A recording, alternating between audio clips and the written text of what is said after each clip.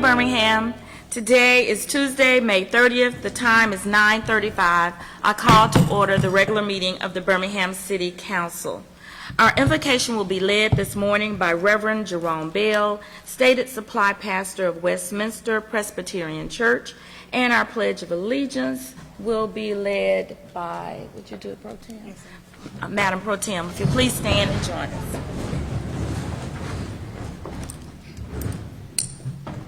Let us pray. Father, supreme ruler and creator of heaven and earth, we come before you at this moment, hearts attuned towards you, seeking your wisdom, guidance, and direction. Father, we lift up our servant-hearted mayor and these devoted counselors who give of their time, talent, and treasure for the work of advancing our great beloved city of Birmingham. And Father, we pray even now that during this meeting, that your spirit of wisdom will rest upon them all.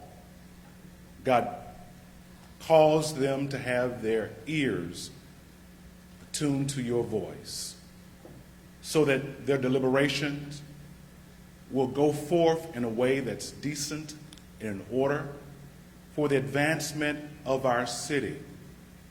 God, we pray that no power, struggles, or seeking of prestige will ever come before the work that they have been elected to fulfill. God, I pray you prosper and bless them all as they lead. Bless the great city of Birmingham and our nation.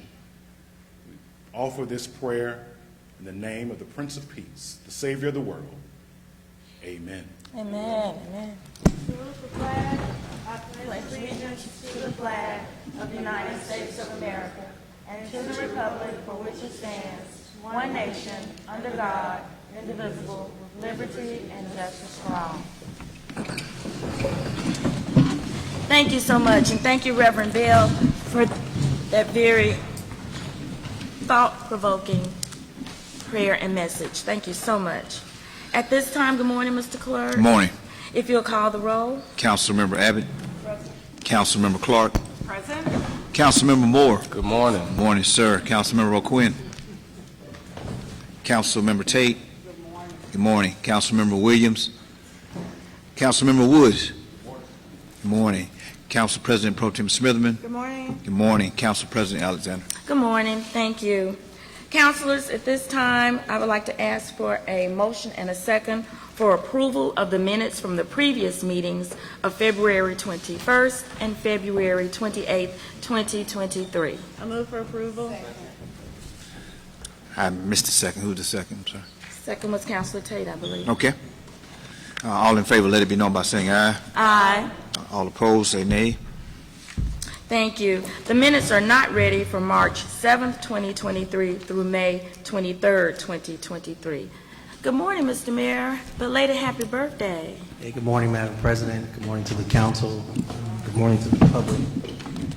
Madam President, to you and your colleagues for your texts and calls, as well as to the public. Grateful for all the messages and love I received yesterday on my birthday, so thank you kindly. In addition to that, Madam President and Council, I hope everyone had a restful Memorial Weekend and had the opportunity to spend some time with loved ones and friends. But to be clear, I don't want us to overlook the moment, which is a time to remember the brave men and women in uniform who paid the ultimate price for our freedom. So we're extremely grateful for their sacrifice. Based on yesterday being a holiday, as you know, we did not collect garbage. There was no garbage pickup yesterday. So residents with once-a-week household garbage pickup through the uniform cart system will have a makeup day this Wednesday, which is tomorrow, May 31st. Residents who receive twice-a-week service will have their household garbage picked up next scheduled day, which is this Thursday, June 1st. Madam President and Council will be sure to share that with the public and other communication channels. In addition to that, the City of Birmingham will resume curbside recycling pickup Wednesday next week, June 7th. The City provides curbside recycling on the first and third Wednesday of each month.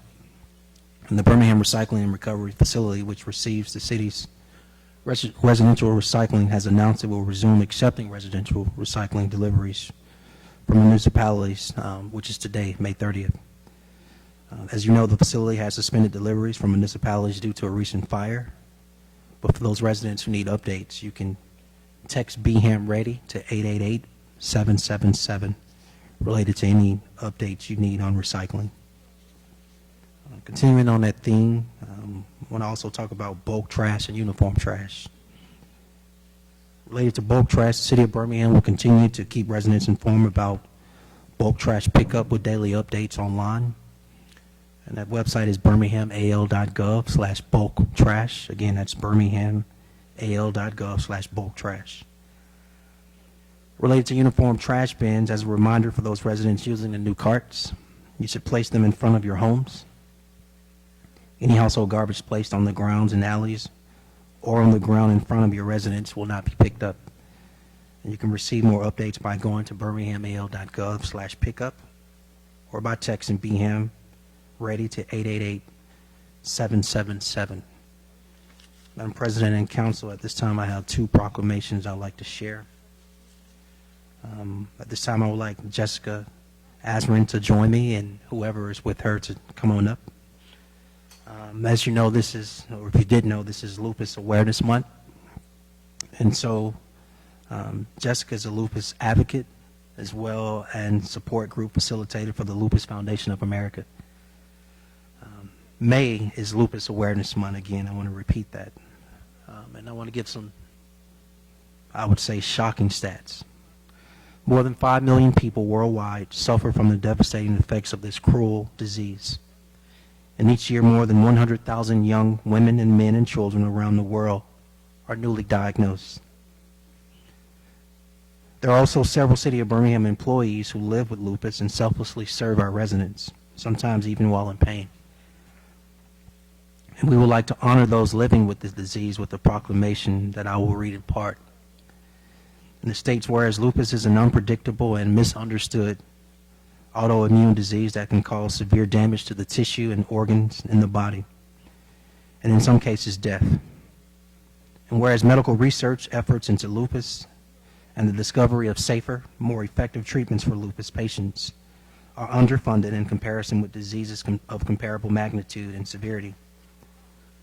And whereas there is a deep unmet need worldwide to educate and support individuals and families affected by lupus, and whereas there is an urgent need to increase awareness in communities worldwide of the debilitating impact of lupus. And now, therefore, I, Randall L. Woodfin, along with the Birmingham City Council, do hereby proclaim the month of May as Lupus Awareness Month in Birmingham. And at this time, Madam President and Council, I would like Jessica, if she would like to come up and share a few words.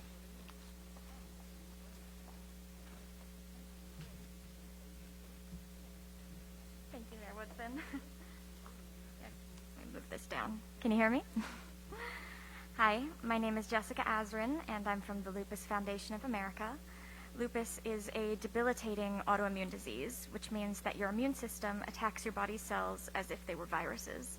This leads to all the side effects you get from viruses, such as crushing fatigue, aching all over, weakness, brain fog, and headaches. Imagine having the flu all the time for years, plus the effects of damage to your body, such as ulcers, anemia, sickness in the sun, rashes across the face, organ failure, and sometimes even death. Lupus can affect anyone at any time, though it is much more common in women and people of color, an unexplained health disparity. Lupus is an invisible disease in multiple ways. People with lupus often don't look sick, and the disease itself is underfunded, understudied, underdiagnosed, and unknown or misunderstood by many people and even health professionals. This invisibility in a disease with so many varied symptoms causes lupus patients to take an average of 6 years and 4 doctors to get diagnosed. There is no known cause, and a cure has yet to be discovered. I'm here today because I have struggled with lupus since I was a teenager. I was diagnosed in college when my doctors finally believed that I was in pain in every single part of my body and exhausted all the time.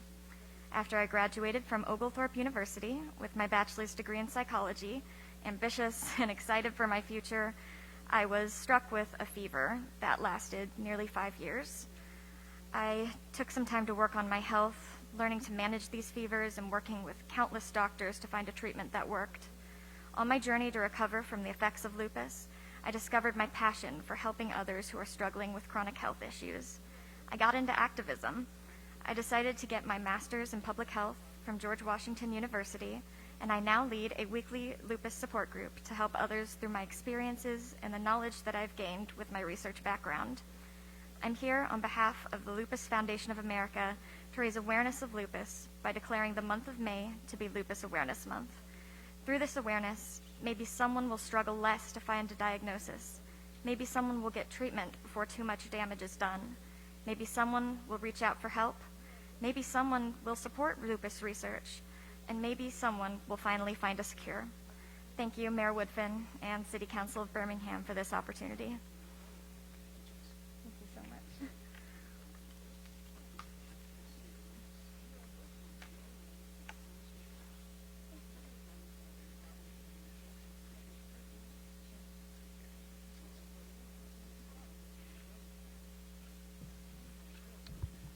Thank you, Jessica, and thank you, Council, as well. One last note, Madam President and Council. At this time, I would like Drew Langlow, President and CEO of United Way of Central Alabama, as well as Chip Bivens, President of United Way, as well as all of their guests. So the entire team, come on up. Pam, we see you. I see somebody's too cool for school sitting on the front row. Yes, you, young lady.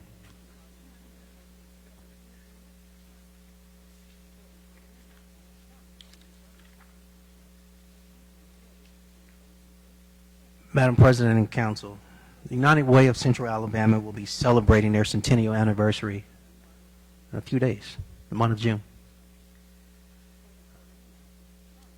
That's 100 years. And we believe 100 years is a big deal. That's 100 years of serving our community. That's 100 years of supporting people in need. And we want to honor this stalwart organization and their leadership team and partners with the proclamation that reads in part, whereas the United Way of Central Alabama has played an integral role in the betterment of neighborhoods and communities throughout our region, demonstrating an unwavering commitment to cooperative action and making a profound difference in the lives of its residents. And whereas founded in 1923 as the United Way of Central Alabama, formerly the Birmingham Community Chest, with 31 agencies and an ambitious goal of 450,000, the United Way of Central Alabama has consistently exemplified the generosity and resilience of our community, even during challenging times such as the stock market crash of 1929. And whereas since 1992, the United Way of Central Alabama has profoundly carried the name it bears today, continuing its extraordinary work by expanding its impact to encompass over 80 programs and initiatives throughout Chilton. There is no Clinton County. There's a Chilton County, though. Chilton, Jefferson, Shelby, Walker, Blount, and St. Clair counties. And whereas the United Way of Central Alabama's fundraising efforts have soared to new heights, surpassing $38 million, an accomplishment that is a testament to the unwavering support of individuals, businesses, and organizations who share a common goal of improving lives and creating lasting change.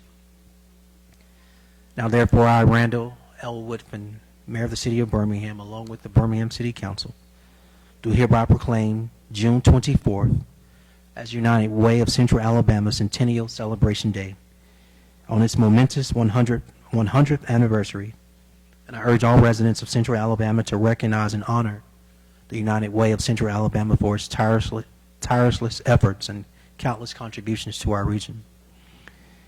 It is my hope that as we come together, united in purpose and compassion, we look towards the future knowing that by supporting the United Way, we build a stronger, more vibrant Central Alabama for generations to come. And at this time, Madam President and Council, I would like Mr. Langlow to share a few remarks as well as introduce his all-star guests he has with him. Well, thank you, Mayor Woodfin, President Alexander, members of the council. Thank you for this honor. I'm here with Chip Bivens, our board chair from the university system, Sophie Martin from Blue Cross and Blue Shield of Alabama, Pam Cook from Coca-Cola Bottling United, Samuetta Nesbitt in her few days left before retirement from United Way, and Katrina Watson, our Senior Vice President for Community Impact here at United Way. Thank you again for this honor and this recognition. In turning 100 years gives us the opportunity to look back and see what has happened in the past. And as I've read through our minutes starting from 1923, one of the themes is a strong and deep and regular partnership with the city of Birmingham. When I look all the way back to the 20s, our volunteers were working hand in hand with the city trying to figure out how to expand the city's tuberculosis sanatorium. And during the Great Depression, partnered with the city and Community Chest back then to create our own sort of civilian conservation corps to put unemployed and out-of-work men to work doing public works in our community.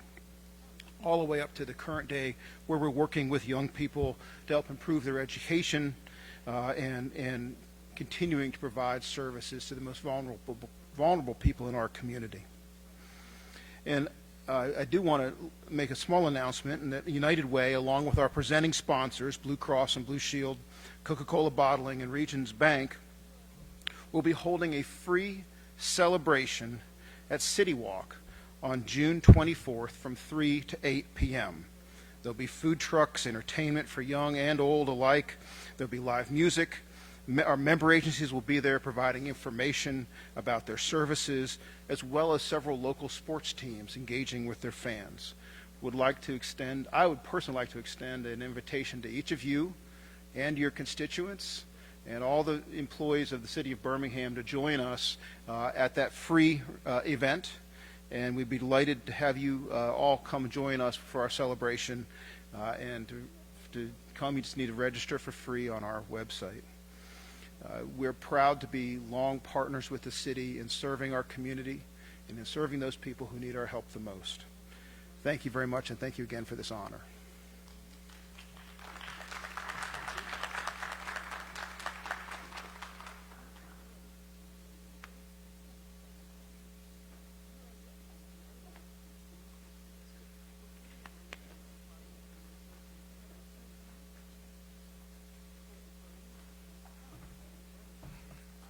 Madam President and Council, I have one last note, and it was not part of necessarily some of my prepared remarks, but I think it's important to share with you.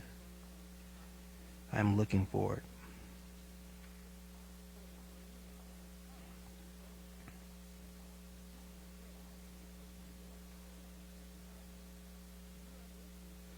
Thank you for your patience. So, Madam President and Council, I shared with the public. I think I've shared with a few of you all. We get into the situation about grass cutting every year, weed abatement, horticulture, whatever synonym you want to use related to mostly overgrown lots that are private property. I shared a note that I think it's important and I share publicly as well in this setting. The city of Birmingham is not responsible for cutting private property. I think that's a good place to start. It is the responsibility of the owner of that private property. I think in many cases we have some combination of absentee property owners or / irresponsible owners of private property. I think it's important to know that when we get the complaint about an overgrown lot, the first thing we do is investigate to determine if it's private or public property. If it's public property, I've continued to encourage the team that, particularly with city right-of-way, et cetera, that we stay on the schedule, we move with haste to cut it. However, if it's private property, state law does not allow us to just enter private property and cut it. I think I need to repeat that part. If it is private property, state law does not allow us to just enter private property and cut it. There's a legal process to declare an overgrown empty lot a public nuisance, which gives permission to enter that private property. But that process alone takes 6 to 8 weeks. Unfortunately, the city of Birmingham does not have a shortage of empty private lots throughout our city. There is a side note related to our decrease in our city's population, which has increased a swath of residential homes into despair. We know over between the years of 18 and 21 and 22, we spent a significant amount of money in public tax dollars to raise these dilapidated homes. But that process starts over every time the private lot is overgrown. We have assessed thousands of lots and have millions in uncollected fees from liens we've placed on these properties from raising them and cutting them. And as you know, in this current budget, we've set aside, made a recommendation to this council, $2 million for weed abatement. But we all know that grass grows in 1 to 2 weeks after one cut. Recall above, I stated per state law it takes 6 to 8 weeks to declare private property a public nuisance, which gives government the permission to enter that property. But every time we use public tax dollars to go on a private lot to cut, we are taking public tax dollars away from paving streets, fixing potholes, sidewalks, and the assortment of other things public tax dollars are used to be used for, which is the opposite of on private property. Many of you all are aware we are starting a Pride Where I Reside campaign and Adopt Your Block campaign, and we look forward to providing more detail what that looks like.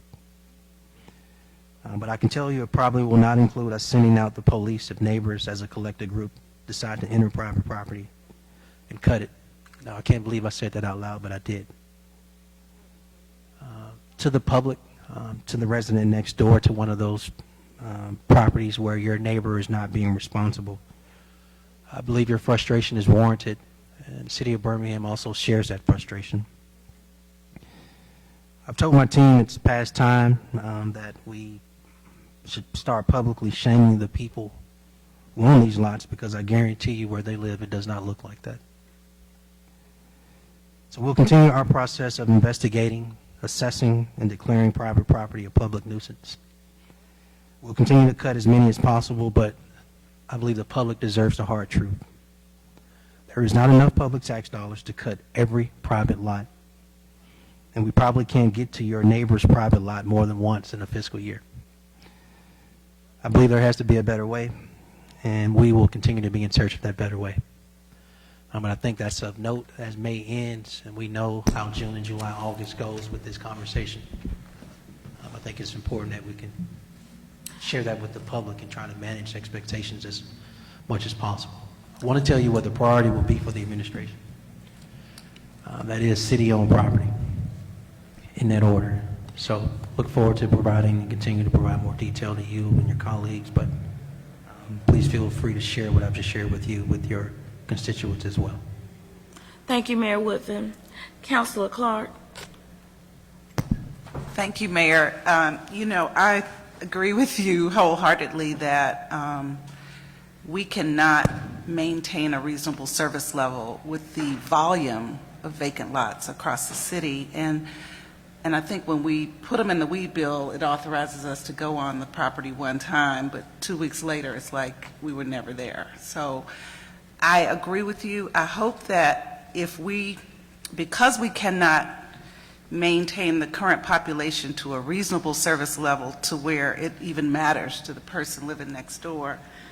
I hope that we will see, you know, in lieu of that, you know, our parks being manicured to a really high level, more than we've been able to do in the past with all the other private property we've been trying to maintain, and that the public realm will really be spotless and sparkling as a trade-off for the citizens, so that we can say, but look at how well we're maintaining the public property now that we don't, you know, we're not burdened. It's a crazy burden on the city to even try because the population is out of hand.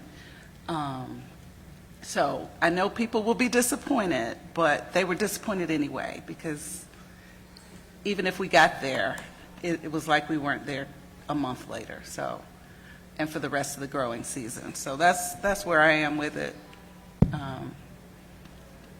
Madam President, Yes, Mayor. just a point. I think to Ms. Clark's point, the disappointment, whatever the emotion is not only warranted. I agree with that, but it always seems to be placed upon the city. I do want the public to understand we have a process where we assess the actual property owner. We declare it a public nuisance. We put a lien on the property. All that happens. That happens on a daily, weekly, monthly, yearly basis. I think every Tuesday on your agenda, you all are approving, if not in the teens, hundreds of these, right? On a weekly basis, to declare these lots a public nuisance. But I think it's time to convert or shift this energy towards the actual owner of the property. If it's left to the city, we will never be able to satisfy the public or the next door neighbor. One, it's not our responsibility. And I think we got into a habit of trying to solve for something that is not solvable with public tax dollars or with public manpower. Thank you. Councilor Abbott. Thank you, Mr. Mayor, for that comment, because I really want to see us go after the people who are responsible for the weedy, overgrown lots and the dilapidated houses, instead of us sending our guys out to fix it up for them. So I'm glad to hear that we're going to do a sort of a U-turn and go after the people who are really causing the problem. Because if I mow my grass once a year, my neighbors would kill me if I only mowed it once a year. And that's all that we can afford to do in the city, so it doesn't make any sense. But my question is, our Birmingham, My BHAM 311 app, you know, it has a long list of problems that you can select. Can we add more problems to that list? So to whom should we send our suggested problem topic? Madam President, Yes. to Ms. Abbott's question, please Yes, send them Mayor to Whitman. cedric.sparks@birminghamal.gov. Okay, good. Thank you. Bless you, Thank Carmen. Thank you, Madam President. Thank you. Madam Pro Tem. So I was thinking about this, and you know, if nobody else understands what you told us about, then none of us understand that. And I think that's probably the most annoying complaint that we get is weed abatement, because there's literally nothing we can do and we can't affect the weather. But I'm just thinking about the residents who have lots next to them that are so high they can't even cut it themselves. What do we tell them? How do we help them out? Because there are some lots, I know almost in every district, that are taller than all of us, and you literally have to have professional equipment to cut it. Oh, Little Forest is Council said. Madam President, to Pro Tem's question, I think on a case-by-case basis, we can see what the city's role can be in that. I do believe, I believe in grass cutting parties. So I believe in the collectively neighbors or the church and the community or the business community being in a position to collectively go out into a certain block within that community and or neighborhood and engage as a collective to be able to tackle a problem like that. So let's say it's a small business or a church, for example, within that community. They may have equipment that a neighbor next door doesn't have. But if they go out collectively, they can engage that high grass at a different rate than just an individual neighbor. I think the city, again, on a case-by-case basis, can possibly be in a position to assist based on if it's been cleared through your process to declare it a public nuisance as well. Okay, I wasn't trying to put another burden on the city. I'm just thinking about some lots literally, it's very dangerous for people, honestly, to cut the grass on, but. Absolutely. Thank you. And then my other request is there something, and maybe, Madam President, we can just send out paper-wise, because we have a lot of residents who aren't on Facebook, who really don't watch city council meeting, and literally their only form of communication is probably the newspaper. Is there any way we can do something like that for the older residents, for example? Yes, we've already have been engaging in direct mail. We'll continue to, but other forms of like that. I'm sorry. Other forms of written communication to our seniors, elders. Absolutely, we're open to that. Okay, and I would love to engage our neighborhood officers for the Adopt a Block program that you had in your caption as well. I think that's a great idea. We've been talking about neighborhood associations continue to be more proactive, and I think that's something that the neighborhoods can take head on. We look forward to first communicating this with the 9 of you all, the detail of that program, and then how we've had our single issue town hall meetings. This may be one of those where we put all our neighborhood officers in the room, process, and then go from there. Okay. Well, thank you so much for that educational opportunity right there, because you put it on social media, but I think a lot of people here at City Council meeting, and kind of thank you for putting your foot down, really, because I think this is putting a lot of burden on our city workers, because we get even more complaints about parks and our right-of-ways, and we're having to explain this over and over again. So thank you so much, Mayor Whitfin, for this. Yes, ma'am. Thank you. Councilman Moore? Thank you, Madam President. I just kind of had a question about reforesting efforts.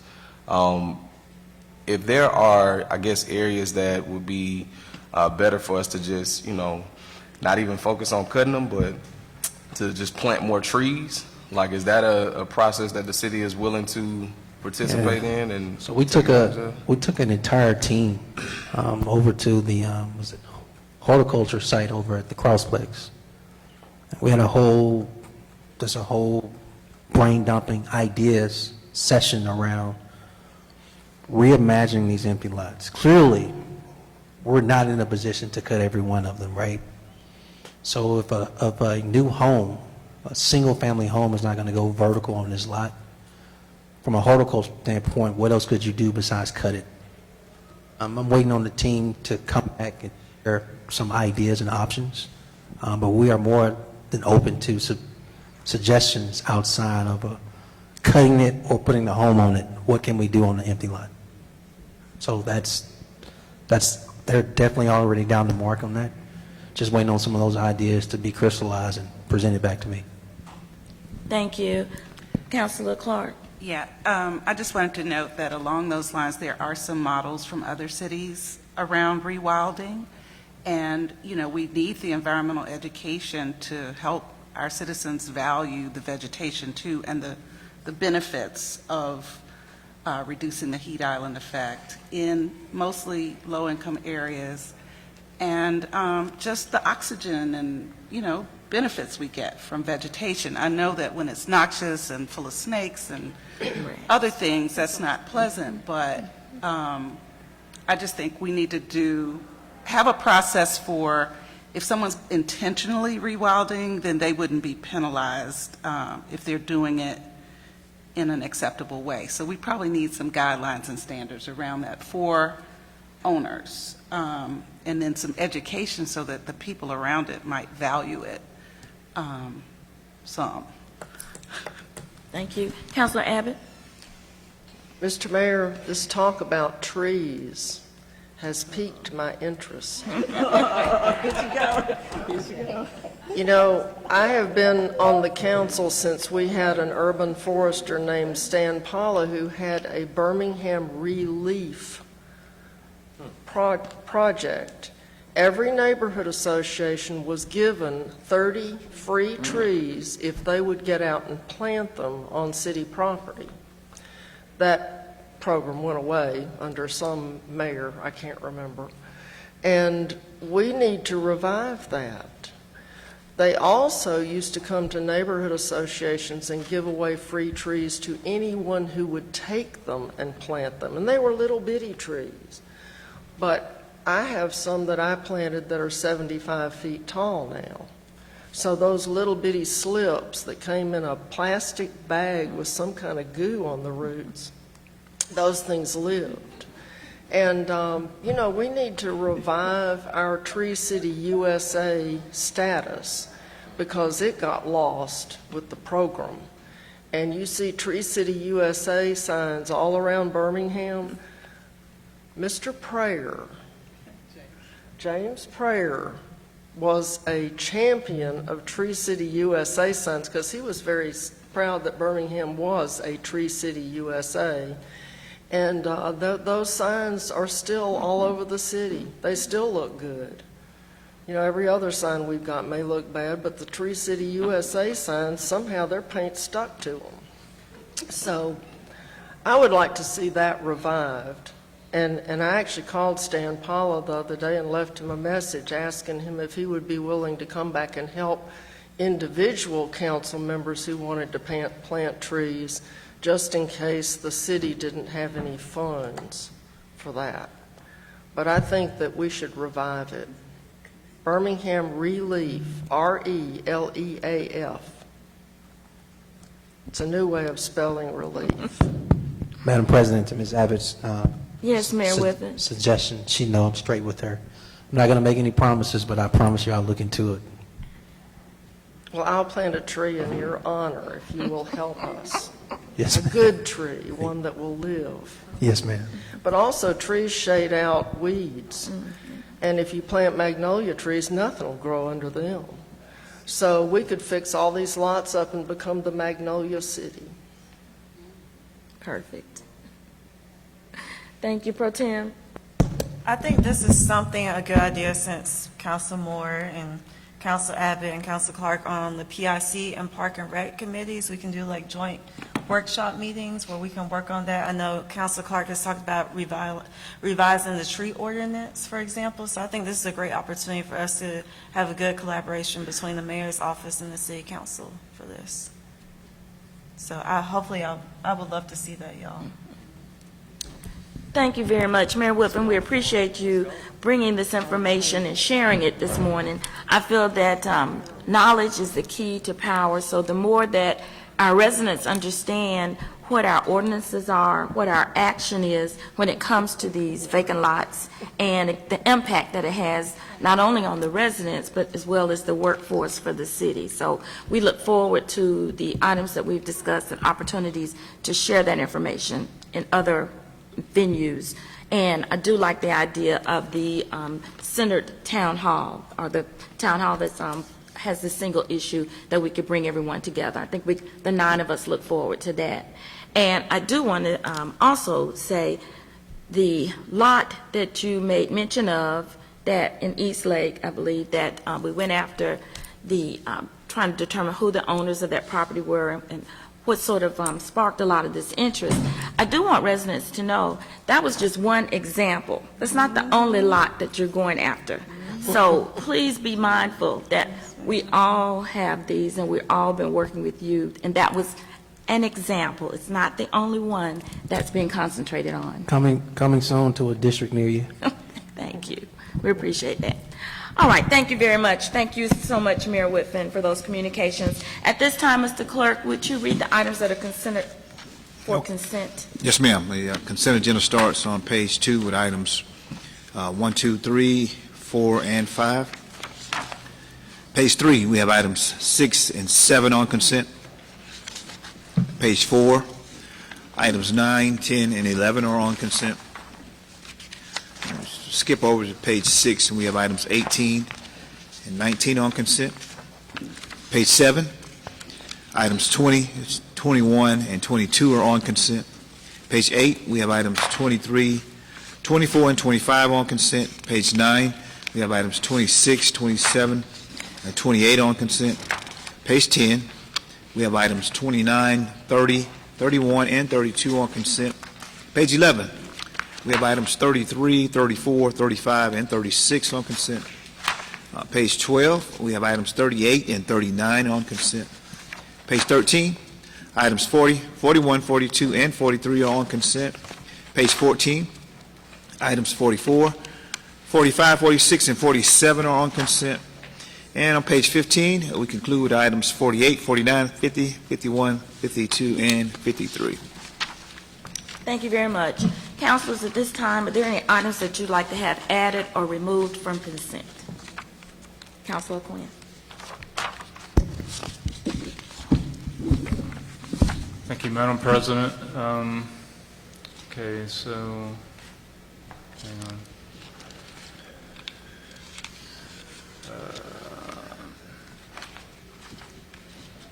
On page 6, I'd like to remove item 19. Page 7, items 20, 21, and 22. Page 8, item 23, 24, 25. Page 9, item 26, and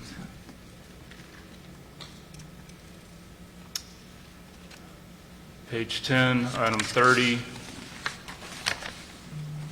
and then on page 12, I'd like to add item 37 to consent.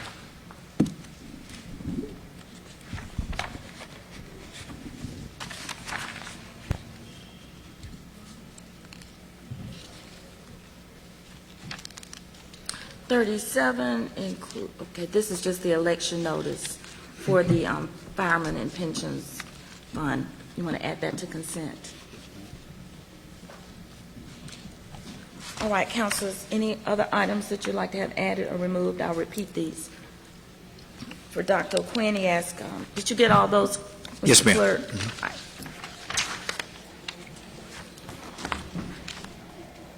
Any other items are good? All items designated as consent are routine and non-controversial and will be approved by one motion. No separate discussion of these items will be permitted unless a council member, the mayor, or citizen interested in a public hearing so requests. If so, such items will revert to its normal place on the agenda order of business.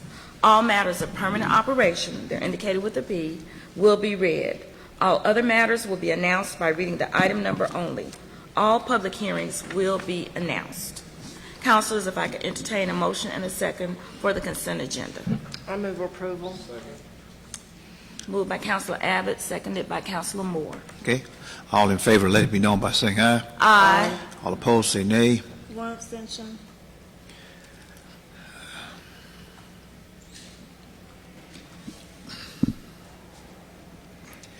Just a quick question, Councilor. We've had issues in the past with abstaining on the consent. Is there an item they would like taken off so we won't have to deal with that issue?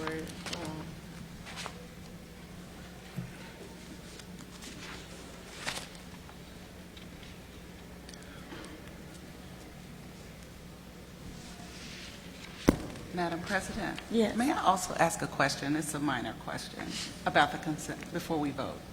Yes, while she looks for her item. Sure. Okay.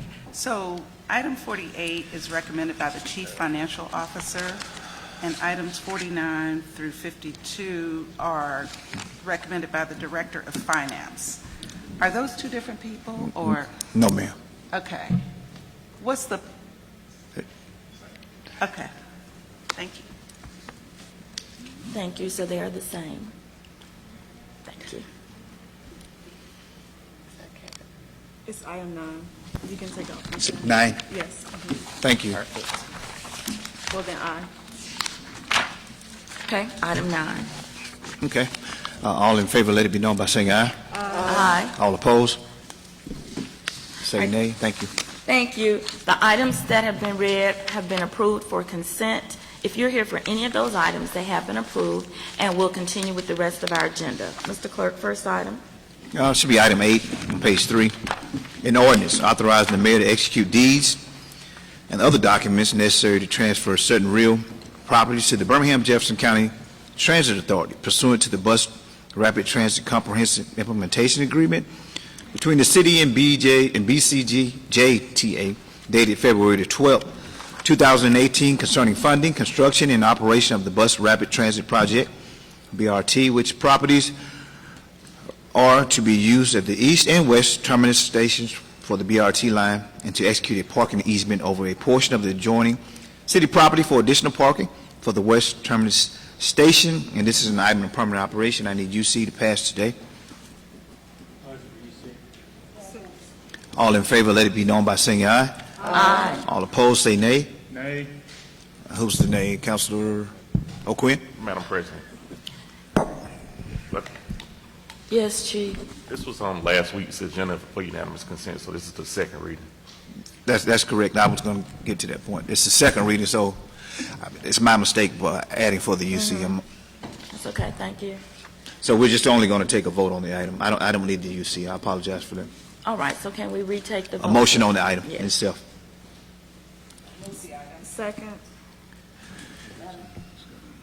Okay, the item is before you.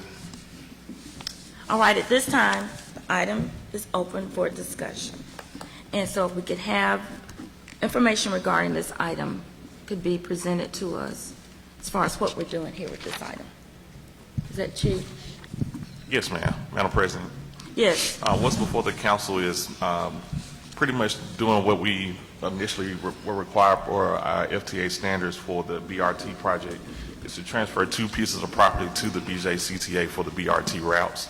This is the east terminus and the west terminus station. That's what's before the council. All right. Councilors, questions regarding this item? Yes, Councilor Abbott. I looked through to find where it says anything about executing a parking easement over a portion of the adjoining city property for additional parking. I couldn't find that in the attachment. Did I just miss it somehow, or is it not in the attachment?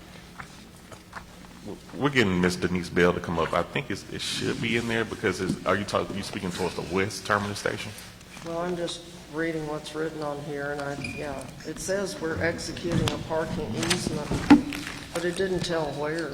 It should be for the west terminus. It's dealing with the property, the said property that's adjacent to the library.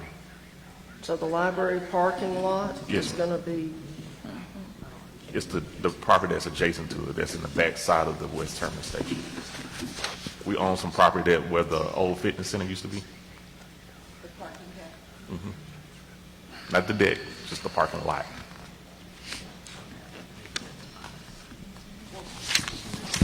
Does that answer your question?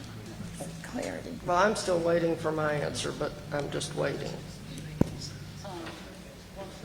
You probably are. Go ahead, Councilor Clark. So my issue is on page 2 of 2 of the ordinance, where it says, "Be it further ordained that in the judgment of the council, the property described in this ordinance is not needed for public or municipal purposes." And I was wondering if we had to declare everything surplus that's described in the ordinance, or just what we're conveying, because we're not conveying everything that's discussed in the ordinance. We're not conveying the property that's being used for parking. So if that were to just say the property described below instead of in this ordinance, I think that would keep us from declaring the parking that we're not conveying as surplus and not needed for a municipal purpose. So that was just a little fine point. Did you follow what I was saying? I think so. The state law requires the determination by the council if the property is not needed for public or municipal purposes. if there's a conveyance by deed or a lease. It doesn't address easements. That's not required. Yeah, so I just don't want to declare surplus property that we're providing a parking easement on. So if it just referred to the conveyed properties as being declared surplus, so where it says in the middle of page 2 of 2 on the ordinance, be it further ordained that in the judgment of the council, the property described, it says in this ordinance, which would be everything described in the ordinance, versus the properties described below, which is the East Terminus Station properties, the West Terminus Station properties. I mean, I believe the property is a defined term and is with respect to The the legal conveyed description, properties? The conveyed properties? Right. Well, could we say the conveyed, can we call it the conveyed property described in this ordinance? We could do that. Yeah. Just to I don't think it- clarify, because I wasn't clear when I read it, if it included the parking lot. And with the parking lot not being specifically described, as Councilor Abbott said, like with a diagram, I thought it was the library parking that would be shared. I didn't know it was some parking other than the library parking. You all should have received in your package. It's in here. It's an outline in blue. It's one of the better Let me- maps in there. The clarity's pretty good. Let's see. And assuming it's color coded, it's in blue. It shows where these It are. should be on the iPad as well. Let me see. Yeah, I was going to We say, don't our have packet color. is in black and white, so we didn't see the color difference. Is it But the separate from? document is in there. Look it up a minute ago.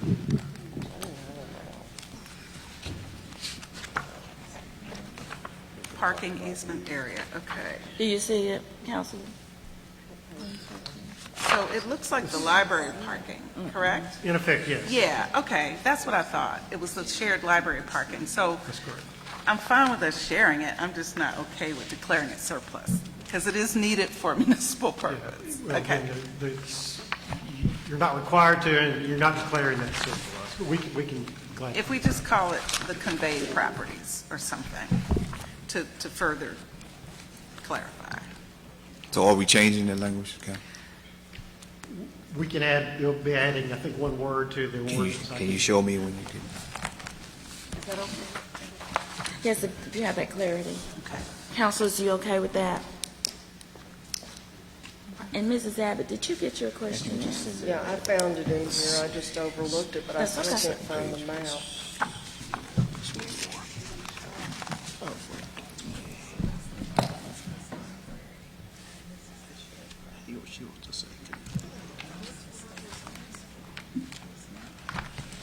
Okay, just it, okay. Okay. Thank you. Any other questions, councilors? While we have attorney. Councilor Quinn? So the issue that I have here is that not what we're trying to do with the conveying of the properties. I don't have any issue with that. It's that I would like to see us amend the agreement to remove the obligation of BJCTA to pay the city $8 million from sales tax proceeds.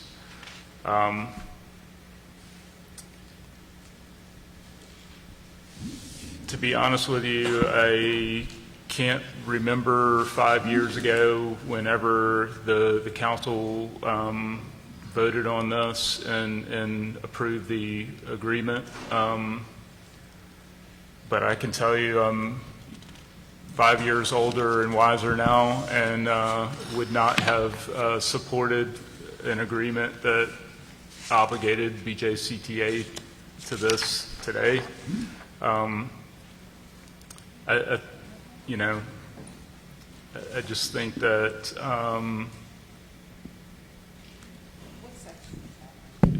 so it's in the contract. It's referred to in multiple places. I'm looking at page 4, section 3, item B.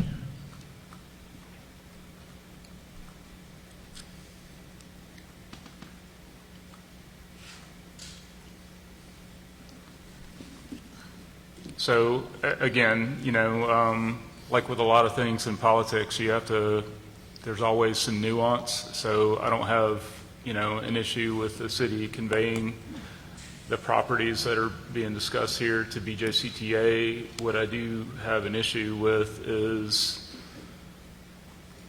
perpetuating an agreement that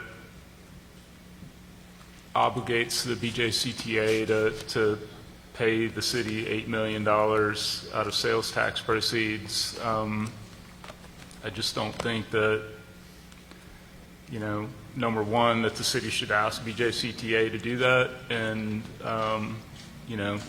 the BJCTA, quite frankly, should have never agreed to do it in the first place. Perhaps at the time that was, the only thing that way forward to make a deal work, but, again, in retrospect, I don't know what I was thinking whenever, I'm sure I voted for this back in 2018, but I wouldn't do so today. So, Mayor Whitman, what's before us right now is the conveyance of they're asking for the property. And so I don't know procedurally how we would go back in. I guess I'm looking for guidance. Since this is the item before us at this time, I appreciate what the question you're raising, or the item that you're raising for our consideration. Madam President, Yes, Mayor Whitman. and to the entire council, related to the Chairman of Transportations, related to Mr. Chairman, him and I have spoken about this via text and as well as in person. It's a rare moment that Dr. Quinn and I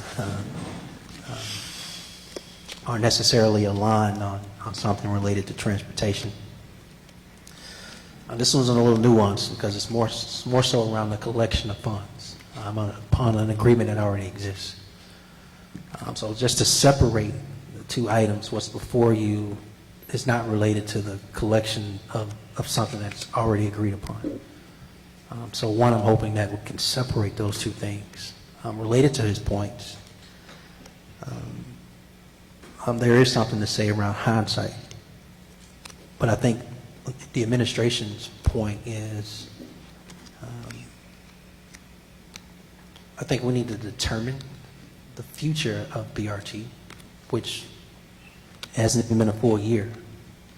So we're not necessarily inclined to amend that agreement not to collect those fees, because there's still a question of sustainability, as well as what that looks like in the future.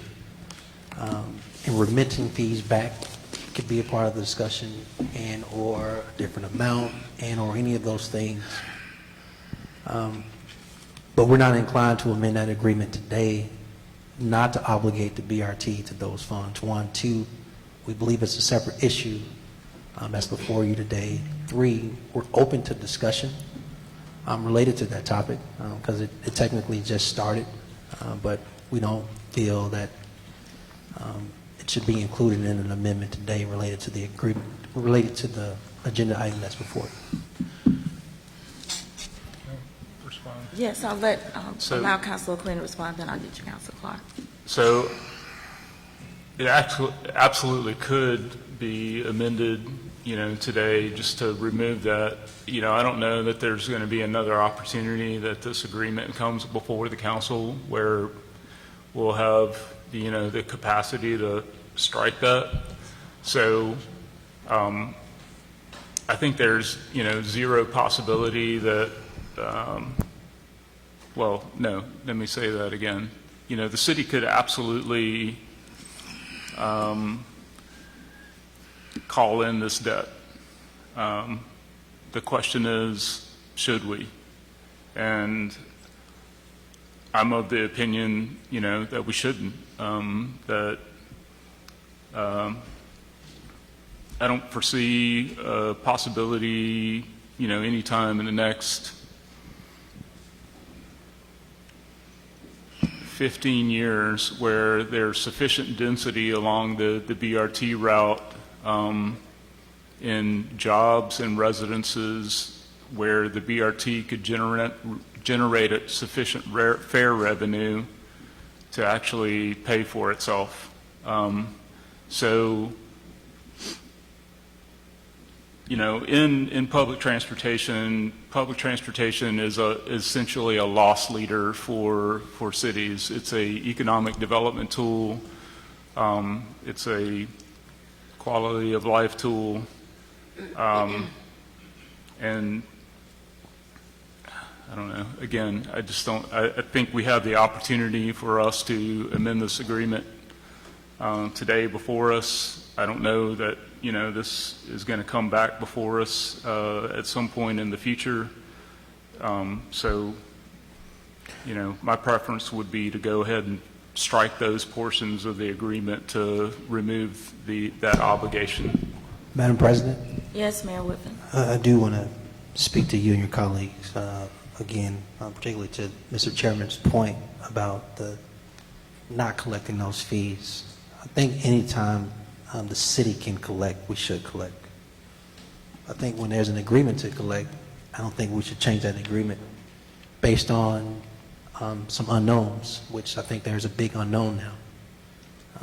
Mr. Chairman's thought is that we'll never be in the position to, or if we are in a position to, that's based on density. Well, that's a if when or if then clause that I don't think should preclude us from collecting and or changing the agreement today. The other thing I would say is that the city has the option, which we would readily choose, to give those funds back to BJCTA for their operations. We should also consider other things that are a priority to this body related to transportation, that is paving streets. $8 million is not chump change. That could be highly impactful on the things we all want to see. And so, Mr. Chairman's concerns, let me first be very clear. I think his concerns are valid. I don't want to shortchange them or say they're not relevant, but I think it may be premature to just amend that and cut that up. We're all in a wait-and-see mode or approach to what's going to happen with the future of the bus rapid transit system. And if the city is ever in a position, even with a partner that we will continue to invest in, to collect, we should collect first and then determine how those funds should be spent. Not necessarily just not collect because we don't think they can produce or the purpose of transit. Thank you. Yes. Did you have a follow-up? I just Go wanted ahead, to ask a Councilor Clark. question about how the BJCTA generates sales taxes. I was not aware that sales taxes are generated in the operation of a bus system. I just want to understand that basic thing. So part of the fare, Madam part of the President, fare goes to sales tax? To your colleague's question, is collected through the county, and then the county remits it back to the city. Oh, it's just they get a share of the sales taxes that's paid, that's generated. So a share of the sales tax, we get a piece, the transit system gets a piece of it. It's part of their revenue. So this would be sales tax that they generate for operations normally of the whole system that. Councilor Quinn. So I think the Fuel tax. tax that's referred to is it's a special tax. It's like a craft brew tax, a beer tax. The BJCTA refers to it as the beer tax revenue. And, they have a agreement with the county on how much that is, and currently it's about $2 million annually. That goes towards their, roughly $40 million budget. I do want to just add in here that currently the fare collection for the entire BJCTA system is about $1.3 million. I think that's down from pre-pandemic where it was about $2 million. So, and BJCTA's total annual budget is roughly about $40 million. Yeah.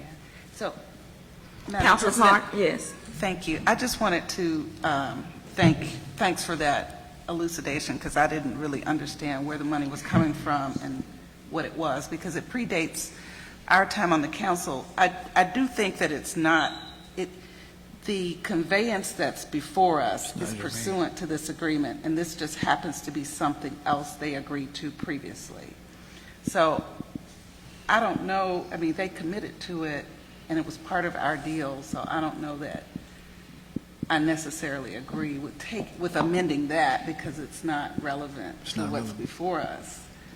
But I'm now aware of it, and I'll pay attention if you keep educating us, Dr. O'Quinn, so that we can, understand how to really support them through, I do agree with you that, transit, and especially mass transit options, and being able to move people around better and with other modes, is really the way we're looking toward the future, and it's not really going to be self-supporting now. But they committed these funds to get this extra feature added to their system, and maybe we should start riding it, but anyway, I just wanted to say that. I'm interested in supporting them however we can. I don't know that changing this today, that when it's not really what's before us, is appropriate. That's just my thought. Madam Thank you, President. Councilor Clark. Oh, I'm sorry. I do have a couple of other councilors that would like to speak. Councilor Woods. Thank you, Madam President. I just want to make sure I'm clear. So this funding is associated, looks like, design. I guess overall, like, what point are we? Has all of this funding associated with this project been expended and paid for, or are there still open-ended portions of this associated with the operation and maintenance?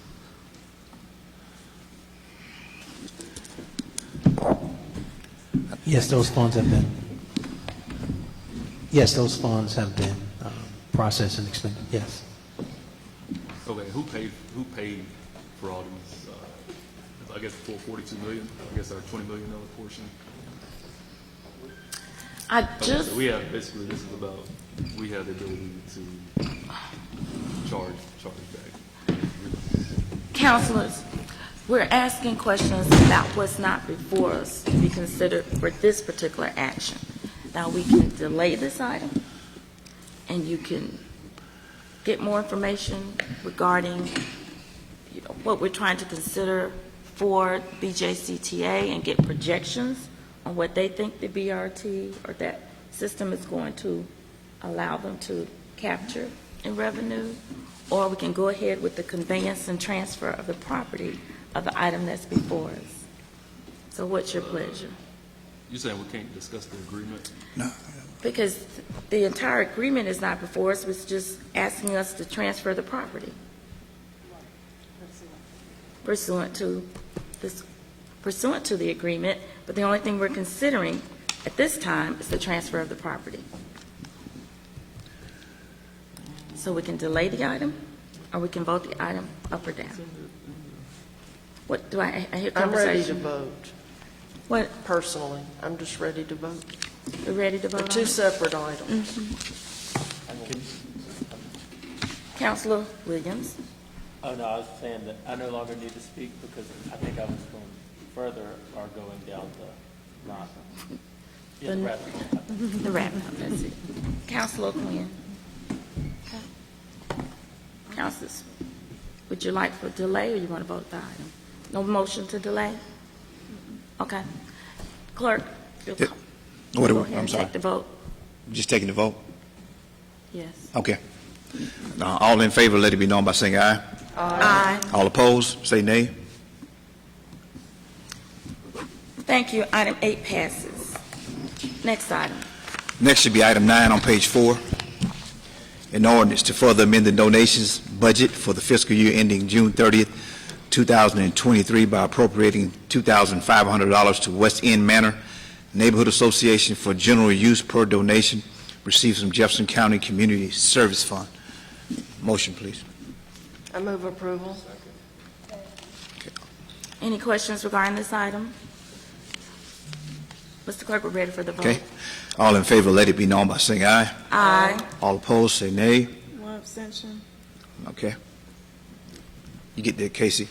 Thank you. Thank you. Item 9 passes. Next item. Next should be item 12, an ordinance rescinding ordinance number 22-11 adopted by the council February the 1st, 2022, authorizing the mayor to execute a contract for the sale of real estate between the city of Birmingham and RPG Birmingham LLC, under which RPG Birmingham LLC will purchase property known as the former Birmingham Board of Education Service Center, located at 2320, 2312 Reverend Abraham Woods Jr. Boulevard and 800 to 24th Street North for $1,900,000, and authorizing the mayor to execute a deed and any and all other documents required to effectuate the terms of the contract for the sale of real estate, and finding that the city property is not needed for public or municipal purposes. And this is the first reading, so I need UC to entertain today. I move for UC. Second. All in favor, let it be known by saying aye. Aye. All opposed? Move the item. Second. All right, thank you, councilors. This is an ordinance before us authorizing the execution of a contract for sale of real estate between the city of Birmingham and RPG Birmingham LLC. This involves the former Birmingham Board of Education Service Center. Any questions regarding this item? Yes, Councilor Abbott. In the agenda, it says the date of ordinance 22-11 was February 1st, 2022, and in the ordinance, it says February 1st, 2023. So which one are we using? Good catch. Clerk or attorney, which one is the correct information? I think it's 22. It's got to be 22 because February 23 is on Wednesday. Yeah, so that just needs to be fixed in the All right. ordinance. It's on the ordinance. Thank you. I assume it needs to be fixed. Clarify that. Attorney King. Alan Foster from the Office of the City Attorney. It is year 2022. We submitted an amendment. Unfortunately, it may not have gotten in time, but we did submit an amendment to say 2022. Thank you. Councilor Clark. So, thank you, Madam President. So we're rescinding an ordinance passed in February 2022 and then approving the contract that's before us. Okay. Yes. Any other questions? Still look curious. It's just, the wording on our agenda makes it sound like 22-11 authorizes the mayor to execute a contract for sale of real estate between us and RPG. It's just the way it's worded. Does the wording matter? It sounds like there needs to be some more words Did the in synopsis here change? to describe what we're actually doing. But I guess if it had "and" authorizing, it would make sense.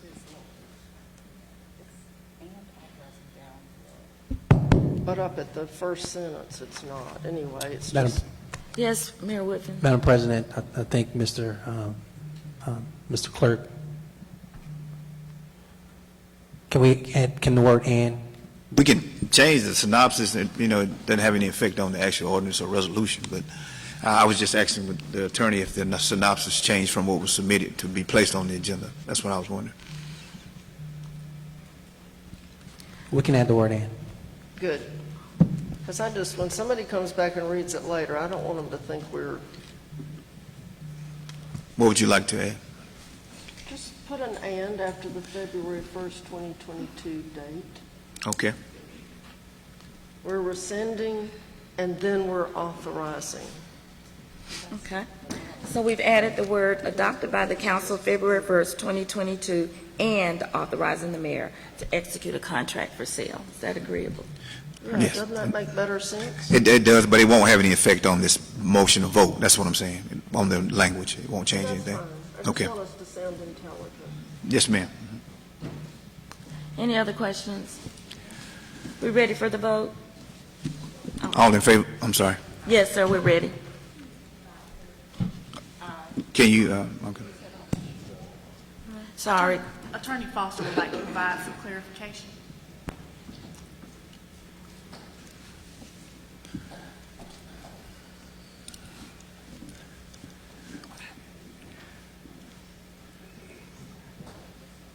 We're fine. We're So- fine. We're fine. They got it. Thank you. We're ready for the All vote. right, all in Mr. favor, Clerk. let it be known by saying aye. Aye. All opposed, say nay. Thank you. Item 12 passes. Next item. Should be item 13 on page 5. An ordinance authorizing the mayor to execute a mutual fire and EMS aid agreement between the city of Birmingham and the Coahoma Valley Fire and Emergency Medical Rescue District pursuant to the Act 1969-916 of the Acts of Alabama for the purpose of providing reciprocal fire and rescue assistance on a first response basis, utilizing the nearest units to the incident from either party, and to otherwise assist with fire or accidents, or too great to be dealt with unassisted. I need UC to entertain this. Let me item ask this today. question, Mhm. Mr. Clerk. Yes, ma'am. With 13, 14, and 15, I know they're all permanent operation. Can we do them all together? We can. It's just if I get a no on one of them, then it'll be. But I can. It's Well, up to the council. I'm anticipating we're all going to vote for it. Okay. Maybe not. So I'll go with it. let's go ahead and do them separate. Item 14. Oh, you want to do it separately? Okay. So I just finished with 13. Okay. I need You're a asking motion for UC. UC. Motion for unanimous consent? All in favor, let it be known by saying aye. Aye. All opposed? Move the item. The item is before you. Any questions regarding this, Councilor Quinn? Yeah, I just would like to know what geographic area is the Coahoma Valley Fire and Emergency Medical Rescue District? Mayor Whitman. Madam President, Yes, sir. to the Dr. O'Quinn's question, that area covers 280 corridor. Okay. And I think included a portion of Shelby County as well. So, I mean, yeah, 280, which is encompass of several cities, unincorporated Jefferson, and portion of Shelby that's unincorporated as well. Okay, thank you. Thank you. Any other questions, councilors? We're ready for the vote. Okay. All in favor, let it be known by saying aye. Aye. All opposed, say nay. That item passes. Next item. Should be item 14, an ordinance authorizing the mayor to execute a mutual fire and EMS aid agreement between the city of Birmingham and Centerpoint Fire District pursuant to Act number 1969-916 of the Acts of Alabama for the purpose of providing for the most efficient life-saving services to the citizens of both Birmingham and CPFD by providing mutual assistance to parties for control of fire, emergency medical services, hazardous materials, control, and other emergency support in the event of a major fire disaster or other emergency. I need UC to entertain. I move for unanimous consent. Okay, all in favor, let it be known by saying aye. Aye. All opposed, say nay. Move the item. Second. The item is before you. Any questions regarding this item, councilors? We're ready for the vote. Okay, all in favor, let it be known by saying aye. Aye. All opposed, say nay. That item passes. Next item. Should be item 15, an ordinance authorizing the mayor to execute a mutual fire and EMS agreement between the city of Birmingham and the city of Fultondale pursuant to Section 11-102-1 of the Code of Alabama for a term of up to 3 years for the purpose of providing for the most efficient life-saving services to the citizens of both Birmingham and Fultondale by providing reciprocal fire and rescue assistance on a first response basis, utilizing the nearest units to the incident from either party to otherwise assist with fire or accidents or too great to be dealt with unassisted. Do you see again? I move for unanimous consent. Second. All in favor, let it be known by saying aye. Aye. All opposed, say nay. Move the item. Second. Okay. The item is before you. All right, councilors, this item is with agreement between the City of Birmingham and Fultondale. Any questions regarding this item? We're ready for the vote. Okay, all in favor, let it be known by saying aye. Aye. All opposed, say nay.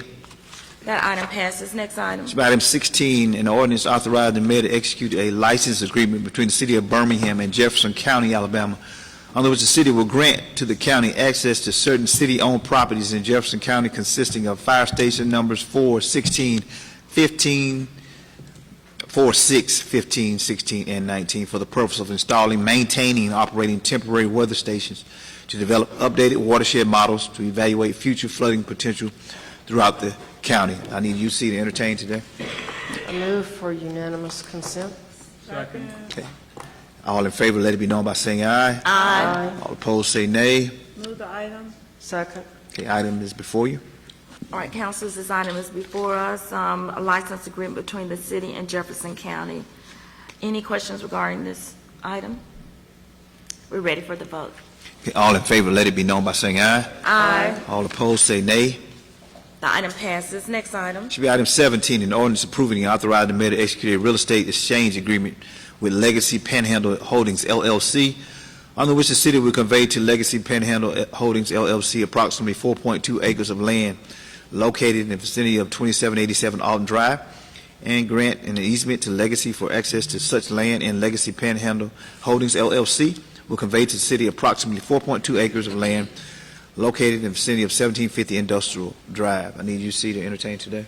I move for unanimous consent. Second. All in favor, let it be known by saying aye. Aye. All opposed, say nay.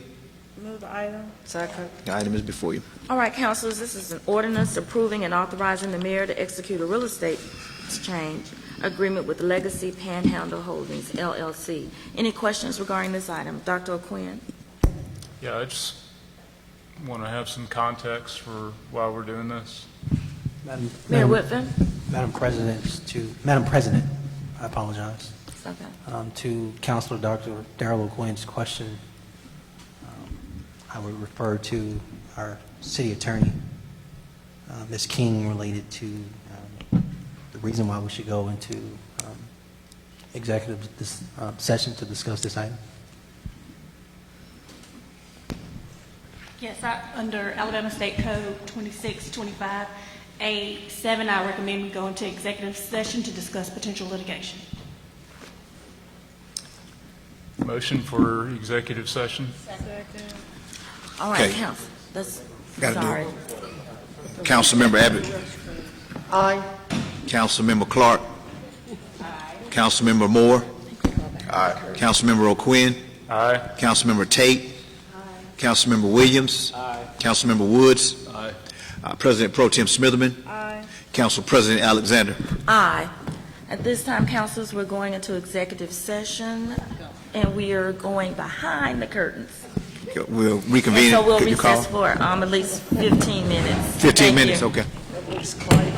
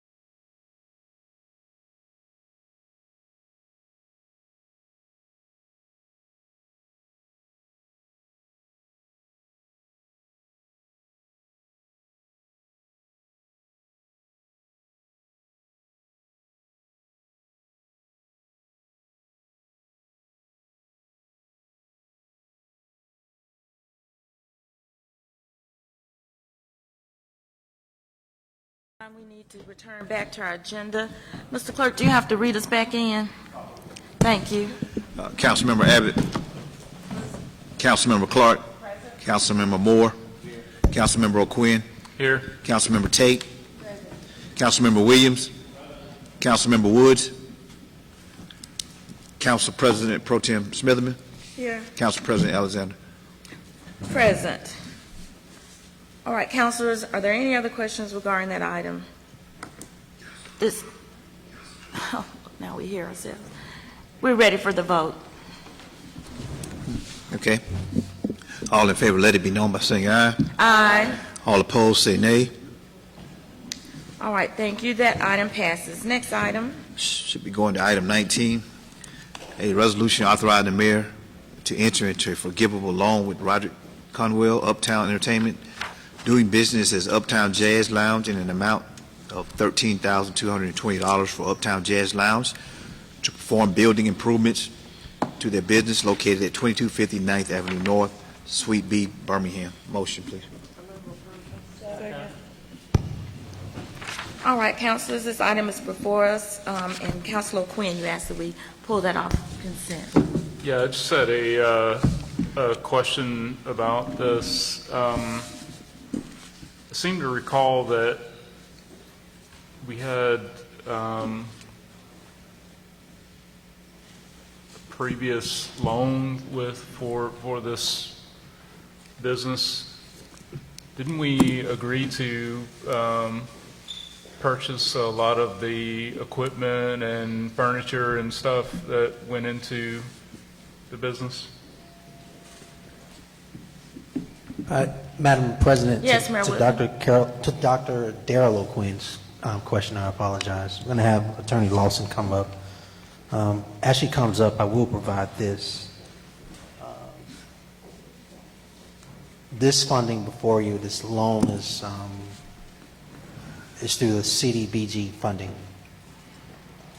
So with that, I'll have her give a little bit more explanation related to his question. Ms. Lawson, his question was related to, have we supported this business in the past? And if so, same pot of money, different pot, things of that nature. Yes, sir. Good morning. Good morning. Yolanda Lawson.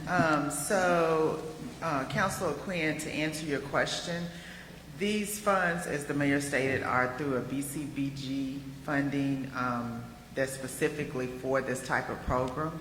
It's for facade improvements, so it may also include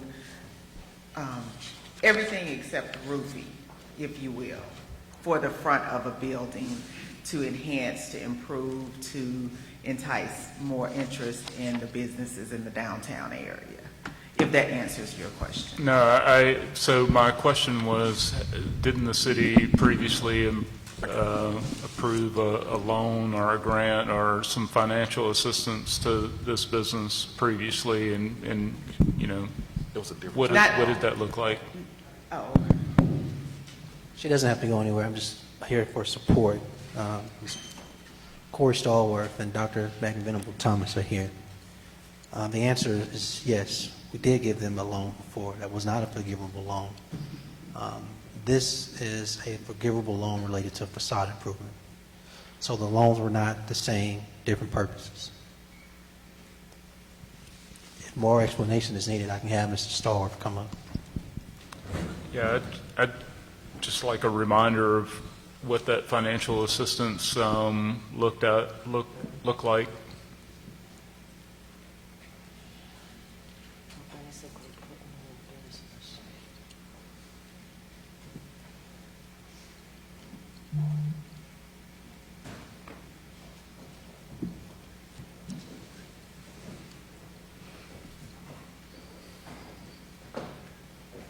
Good morning. Good morning. Mr. Stallworth. Yes, so the difference between what Uptown Jazz received previously is that that was a small business loan that has to be 19. That's it. Uptown Jazz. This is Uptown Jazz. Yes. So Uptown Jazz received a small business loan. Of course, that has to be repaid back, and that was for inventory. such as furnishings and equipment for the building. And so there is a amortization schedule and a repayment schedule that Uptown Jazz would have to pay back over a certain period. I believe that is 15 years.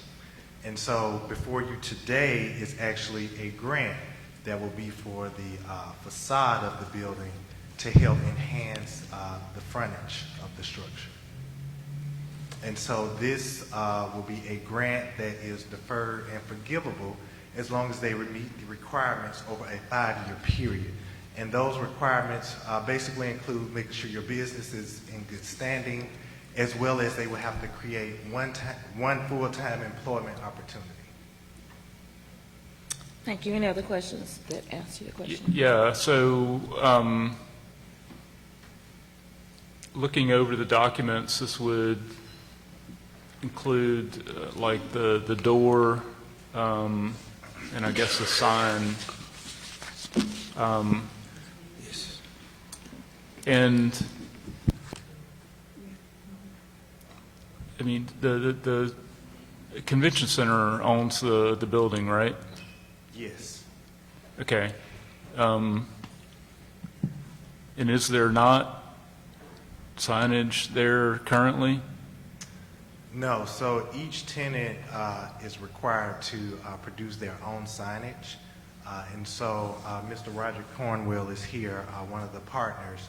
And so every tenant that is in that commercial area are responsible for their own frontage and So signage. the convention center, as the landlord, didn't provide any tenant improvement, you know, at all as No, part so- of this project?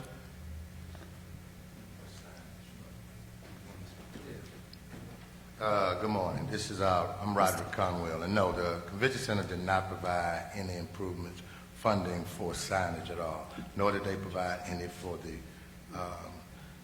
inventory that we did previously. So all of this was strictly on us as the owners. Interesting. Okay. So let me make sure I got this right. So the project is for signage, and I think I saw in the attached documents, the door, is it This is more than that? Actually for the garage doors, hydraulic garage doors. So it's going to have a overhead door, Yes. a roll-up door installed on the front. Correct.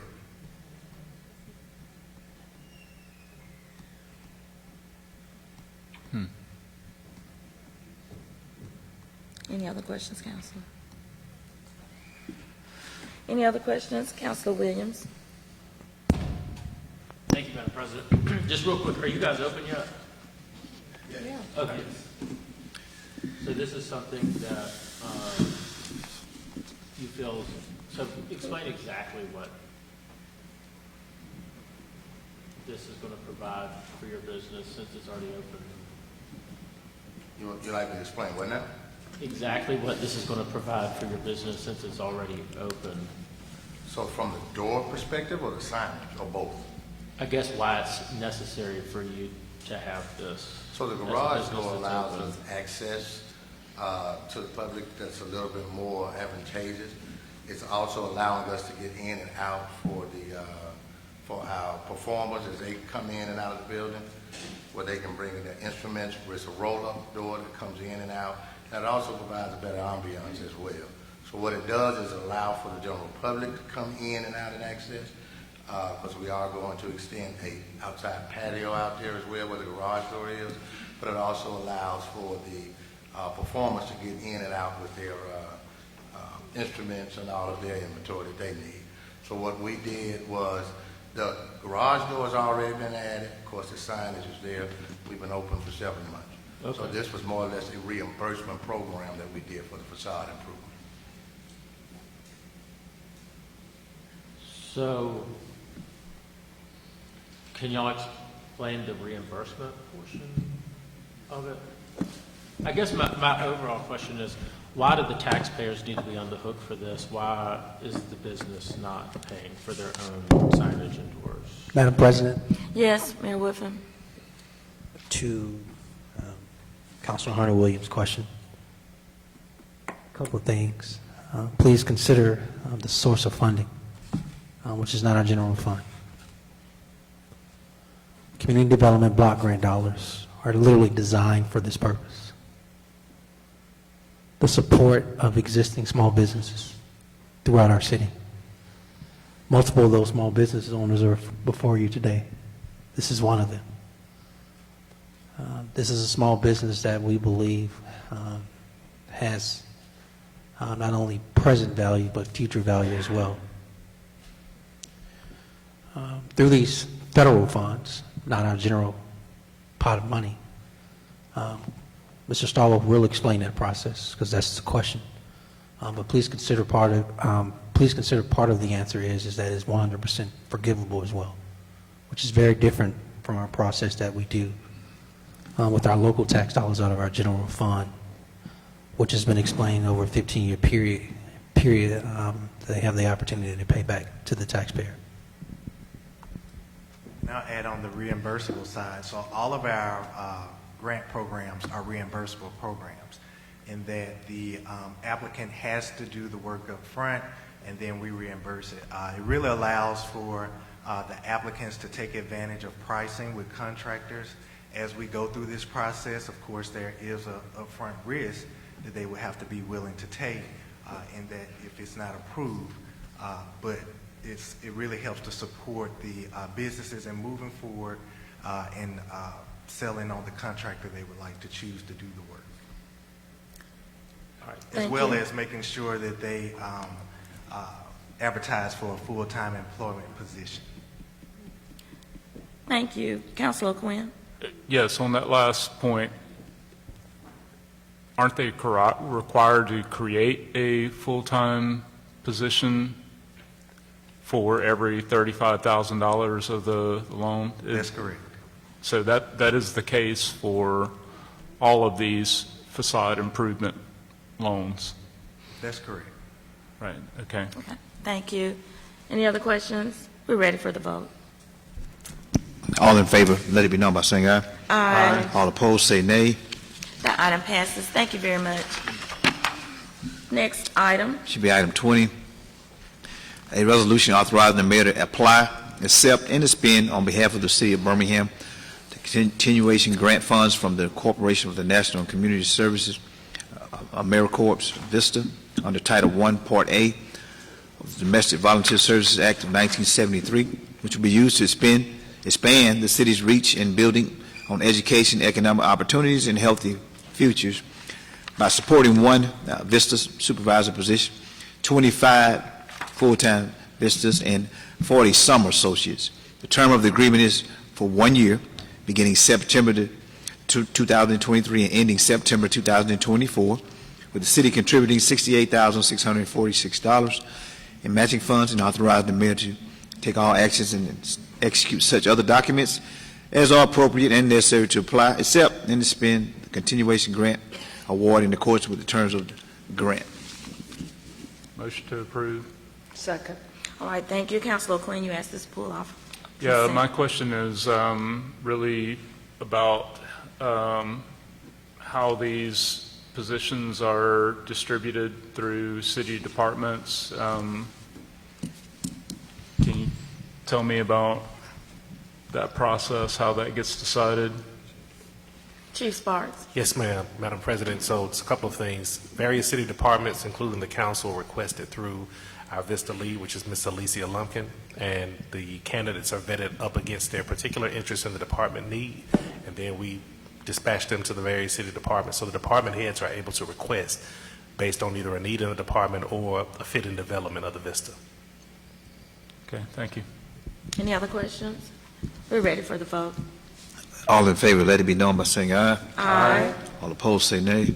That item passes. Next item. Item 21, a resolution authorizing the mayor to execute a lease agreement between the city of Birmingham and Luger LLC, under which Luger LLC will lease property located at 936th Avenue North, Birmingham, to the city for operation of the Birmingham Police Department K-9 unit and for other related purposes for a term of 1 year in the sum of $6,000 per month for a total amount not to exceed $72,000. Motion. All right. Dr. Quinn, you asked that this item be pulled from consent. Yes.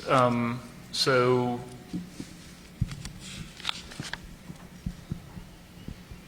we've been doing this year to year at this location for several years now.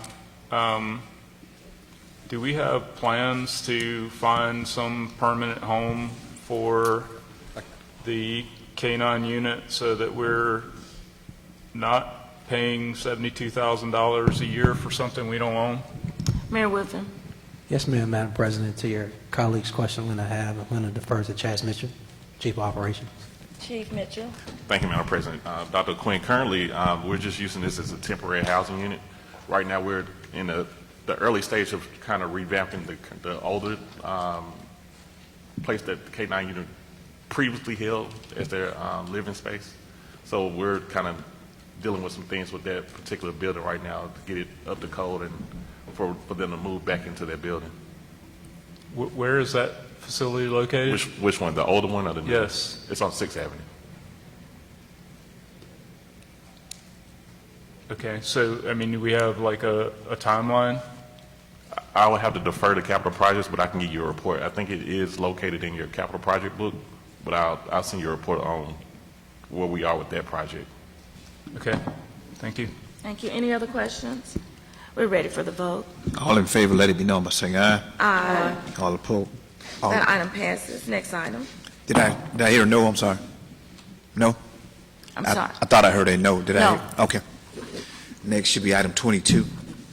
A resolution authorizing the mayor to execute for and is the act of said city a novation agreement with among 1904 on 4th LLC, the city of Birmingham and Lakeview Green Birmingham owner LLC, under which Lakeview Green Birmingham owner LLC will be substituted for 1904 on 4th LLC as a developer with respect to a project agreement with the city dated May 31st, 2018, under which the developer agreed to redevelop the former Davis School property located at 2901 4th Avenue South and through a mixed-use retail and multifamily project, when the city agreed to provide a financial incentive of up to $1,090,000 in support of the project, payable from future sales tax revenue generated by the project. Motion, Move the item. Second. All right, thank you. Dr. Quinn, a question. Yeah, so the only thing that we're doing here is changing the name of the developer on the agreement? Mayor Whitson. Madam President, to Dr. Darrell O'Quinn's question, yes, there is no substantive change here. There's no change at all with the exception of just the name of the LLC. All right. Any other questions? We're ready for the vote. All in favor, let it be known by saying aye. Aye. All opposed, say nay. That item passes. Next item. Item 23, a resolution authorizes the mayor to execute for and as the act of said city an amendment to the mortgage note under which a mortgage note between the city of Birmingham and Phoenix Arts LLC dated January the 26th, 2004 in principal sum of $1,191,600 will be amended to delete the provisions requiring Phoenix Arts LLC to make 15 annual payments of $61,000 each, commencing on December the 1st, 2019, continuing until December the 1st, 2034, to waive the accrual of interest during the period between December the 1st, 2021 and February the 8th, 2038, and to provide that the outstanding principal balance and accrued and unpaid interest thereon should be due and payable on February the 8th, 2038, and to a First Amendment to subordination agreement under which a subordination agreement among Highland Commercial Mortgage LLC, Phoenix Arts LLC, and the City of Birmingham dated February the 1st, 2021 with respect to the city's subordinated loan and mortgage against mortgage property known as the Phoenix Building located at 1710 2nd Avenue North, Birmingham, will be amended to reflect such modification to the mortgage note. Motion, please. Move the item. Second. All right, Dr. Quinn. Yeah, so I'm under the impression that the Phoenix building has subsidized units or otherwise has some affordable housing component to it. Would this action today change that at all? Mayor Whitson? Madam President, to Dr. O'Quinn's question, at this time, I would like for Mr. Stanley, or the City Attorney's, Office of the City Attorney, to come up and answer that question. Just for clarification, Dr. O'Quinn, are you saying with this extension of payment, does it change anything related to those subsidized units? Yeah, I guess the first question is my understanding that there's some sort of affordable housing component related to the Phoenix building. Is that correct? That's correct. There was a 15-year affordability period which expired. During that period, the loan payments were deferred. That period's now expired. And Mr. Erdrich is here to speak to you. Have questions as well. What the owner is willing to do is to extend that period for another 15 years. So, in other words, to keep the units affordable for 15 more years beyond the original requirement. And in return, we're deferring the interim debt service payments, so there'll be a balloon payment at the end. Okay. Any other questions? That's it. All right, thank you. Councilor Clark? Could you remind us how many units, I remember this from a long time ago, but can you remind us how many of the total units are affordable? And nice to see you, Ben. Good morning. Hi, I'm Ben Erdrich, a resident of Birmingham, and one of the principals in the project. There's 60 affordable units and 14 market units. And it was a pioneering project that this city helped create. It was the first loft affordable in downtown Birmingham, now almost 20 years ago. Thank you. Dr. O'Quinn, Yeah, just a follow-up. So how are we defining affordable in this instance? Defining it? Yeah, so is it like 80% of AMI, or, I mean? I wish I were the expert on that. It's the Affordable Housing Federal Affordable Project. This was done by low-income housing tax credits 15 years ago, and that's the continuing program. We've agreed to do that for another 15 years under the same federal program. So it's the federal affordable standard. Okay. Thank you. Any other questions? Thank you very much. We're ready for the vote. All in favor, let it be known by saying aye. Aye. All opposed, say nay. All right, that item passes. Next item. Item 24, a resolution authorizing the mayor to enter into a forgivable loan with Tom Saab, doing business as Bistro 218, in an amount of $45,183 for the Bistro 218 to perform building improvements to their business located at 218 20th Street South, Birmingham. Said funds to come from the CDBG block grant. Move the item. Second. All right, Dr. O'Quinn. Yeah, so on this one and the next one, I just want to be clear that we're talking about the facade only.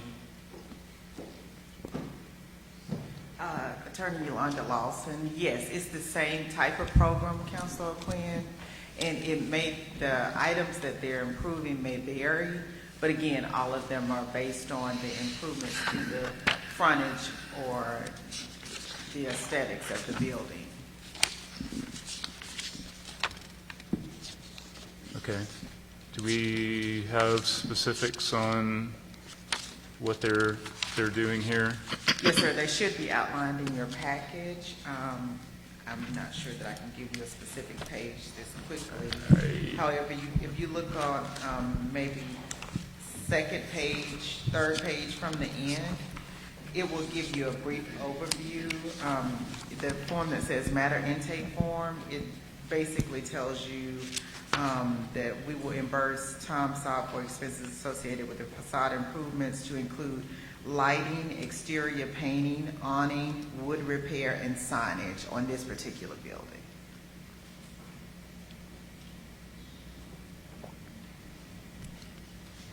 And did you want me to address 25? I'm just trying to find what it is that, My apologies, the pages are not numbered, but if you go to the very end and go back 3 pages of your packet.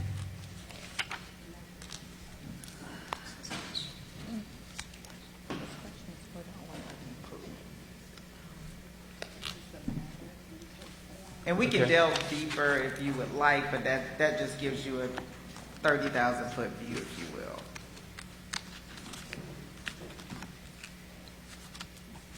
so is this the sidewalk area? I mean, it looks like, you know, there's, Well,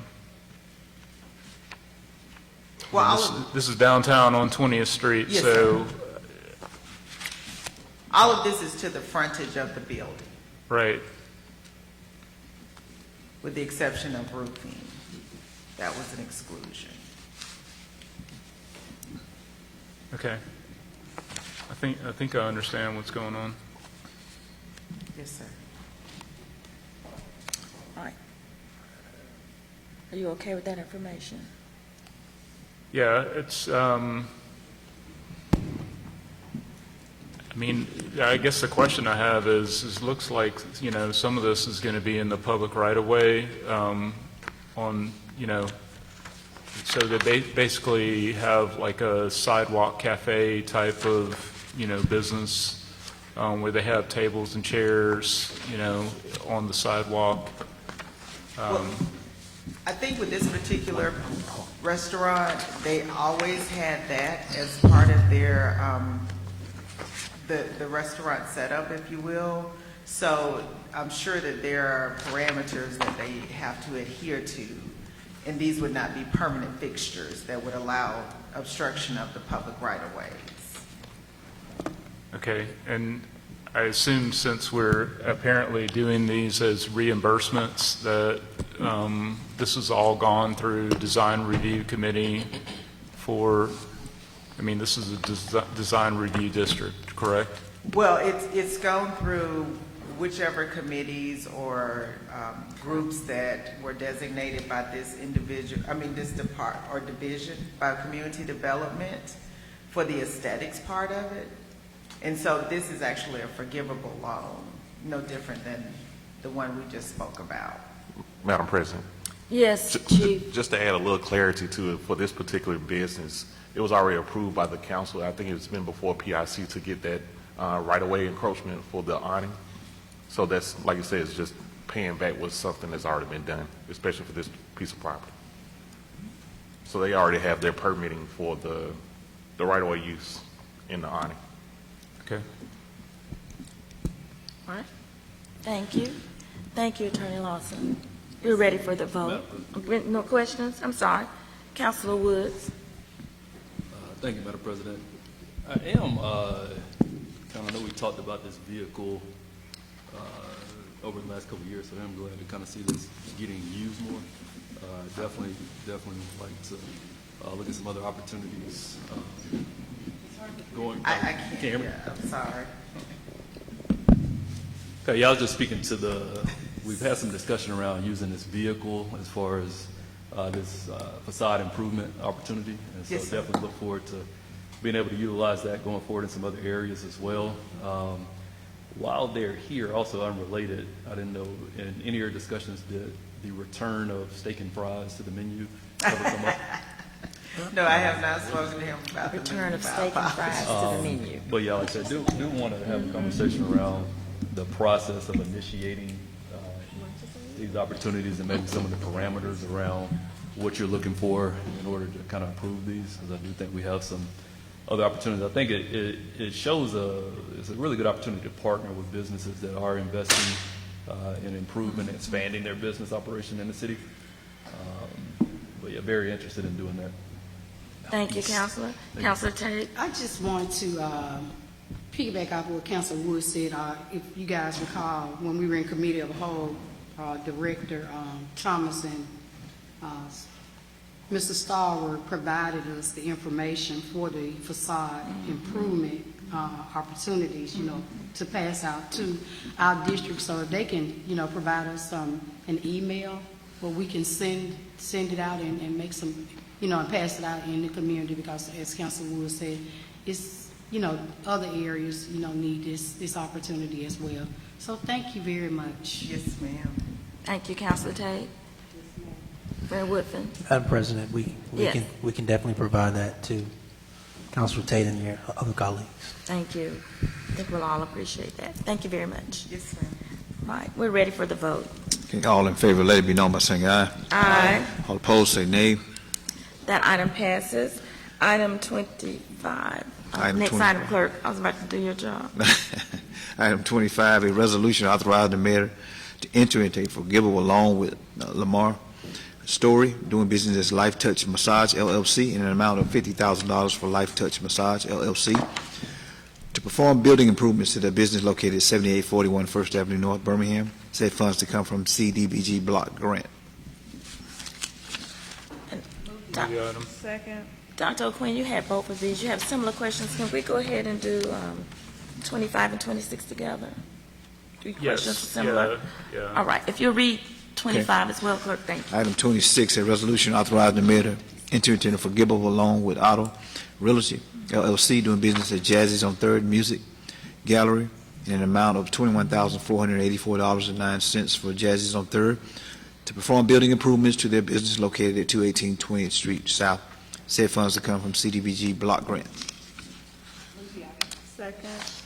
All right, thank you. Now, Dr. O'Quinn, you had questions about both of these? Yeah, so 25, there was a lot of things included in the attachments that looked like they were interior to the building, so I just wanted to make sure that we're doing just the facade portions. Yes, sir. Mr. Story chose to provide us with his complete business plan, so that's why you had so much information included. But the Community Development Department has ensured that the facade improvement program had strict parameters, and this is only going to pertain to a several $100,000 project. Okay. This portion will. All right, and on item 26, just wanted to correct the address of the business. In the summary, it says Jazzy's on 3rd, and then gives the address as 218 20th Street South. That's definitely not the address of Jazzy's on 3rd. Right, and I'm looking at my summary, and the summary here gives 1725 3rd Avenue North, so I'm not sure what may have happened in the, We'll make that correction. so there must have been some confusion. Typos. Yes, sir. Thank you. We'll correct that typo. Thank you. All right, no further questions? Thank you. We'll consider the vote. Okay, all in favor, let it be known by saying aye. Aye. All opposed, say nay. All right, thank you. Items 25 and 26 pass. Next item. Should be item 30 on page 10, a resolution authorizing the mayor to spend funds to allow the Birmingham Board of Education to provide service to the city by coordinating with Glen Iris Elementary School to support Glen Iris Elementary School's 100-year celebration event and its related landscaping project, and authorizing the execution of agreements in an amount not to exceed the sum of $8,980. Said funds to come from the Glen Iris Neighborhood Association funds. Move the item. Second. All right, thank you. Dr. O'Quinn, you pulled this one as well, right? Yeah, so I just want to make sure that that Birmingham City Schools has authorized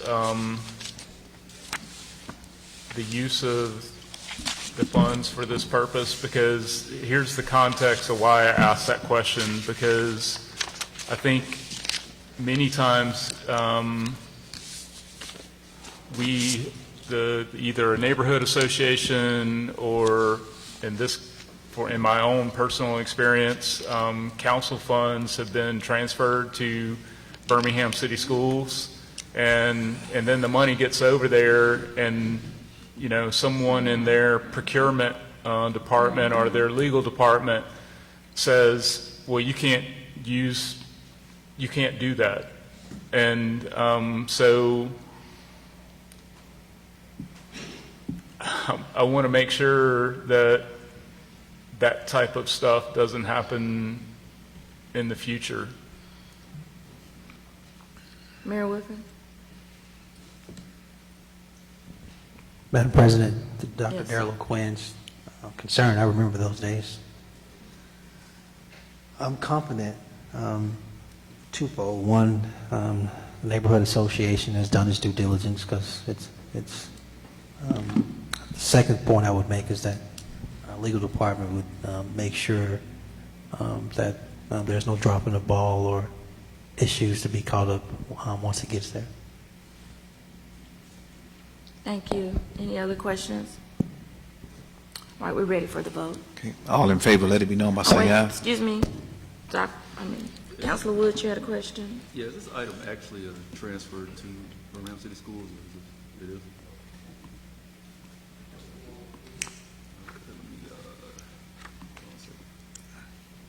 What's the question? I'm trying to let's see.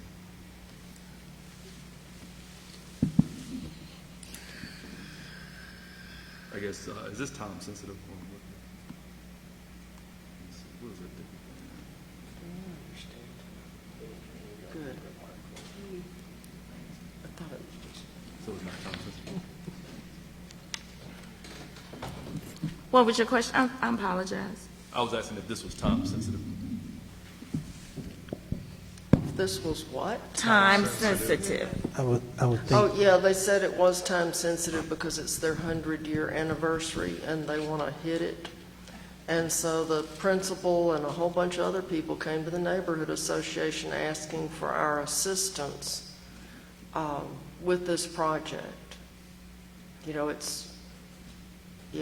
didn't want us to put it off a month to contemplate it. They wanted us to get it passed. I guess they know how long it takes to.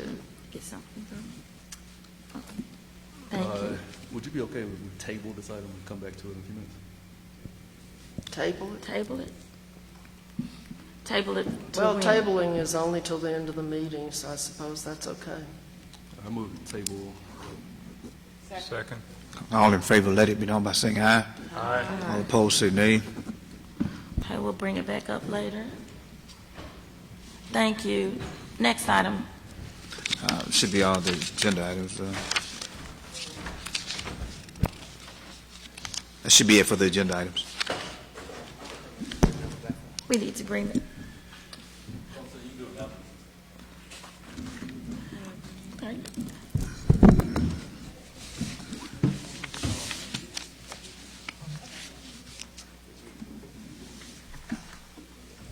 Yeah, I don't see any more. Oh, wait.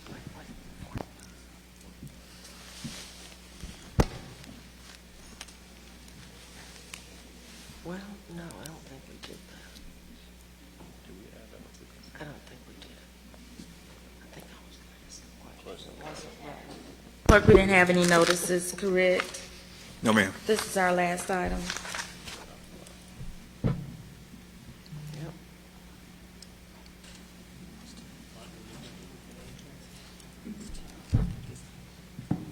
This is time to remove it from the table. We don't have any speakers, but we're still in our agenda.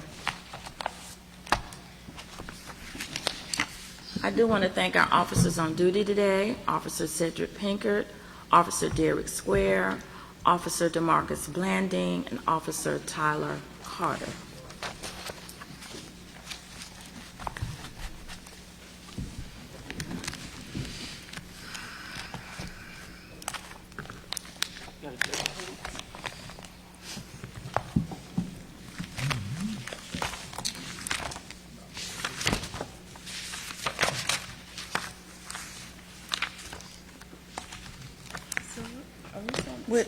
Without objections, councilors, we'll go ahead and We'll start with our councilor comments, and we'll come back to the agenda for this item. And Councilor Williams, are you ready? Sure.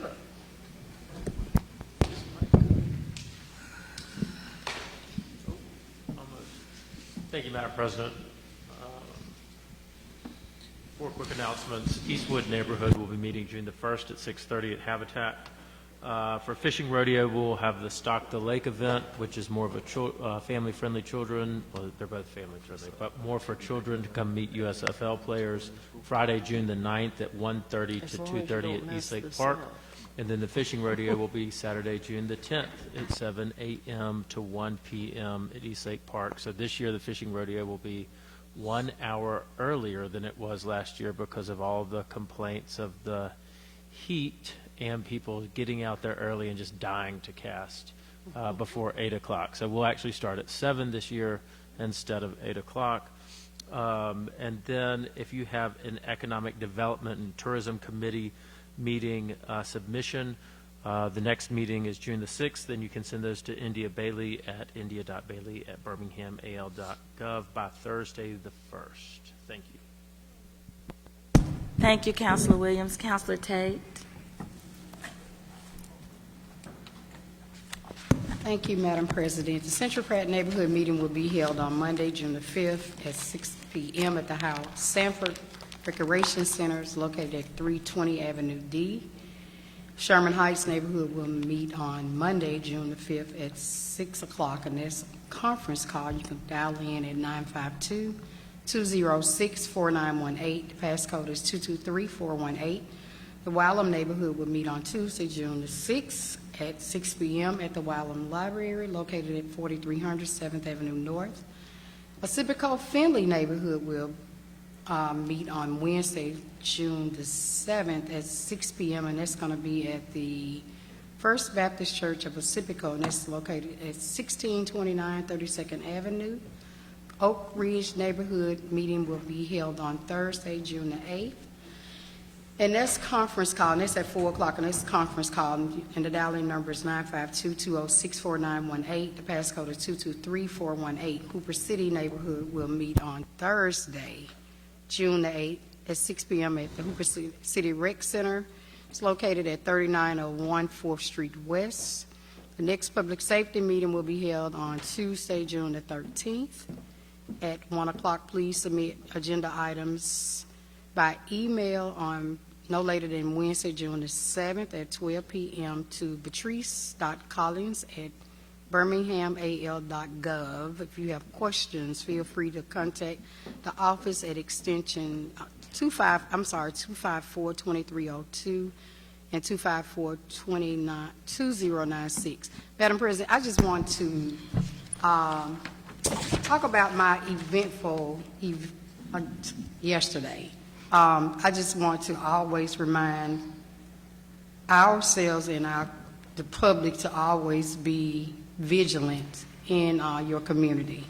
Yesterday, I had the opportunity to save 3 family lives on yesterday. On my street, a house caught on fire. It was a dilapidated structure that a young lady had bought from the land bank. And so I just happened to see the smoke blazing in the air and went down the road in the next street, which was 1700 block, and got 3 families out of their homes because they were unaware that the fire was taking place.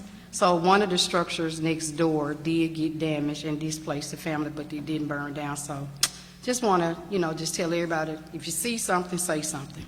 Thank you. Thank you so much. Glad you were there to save those lives. Thank you.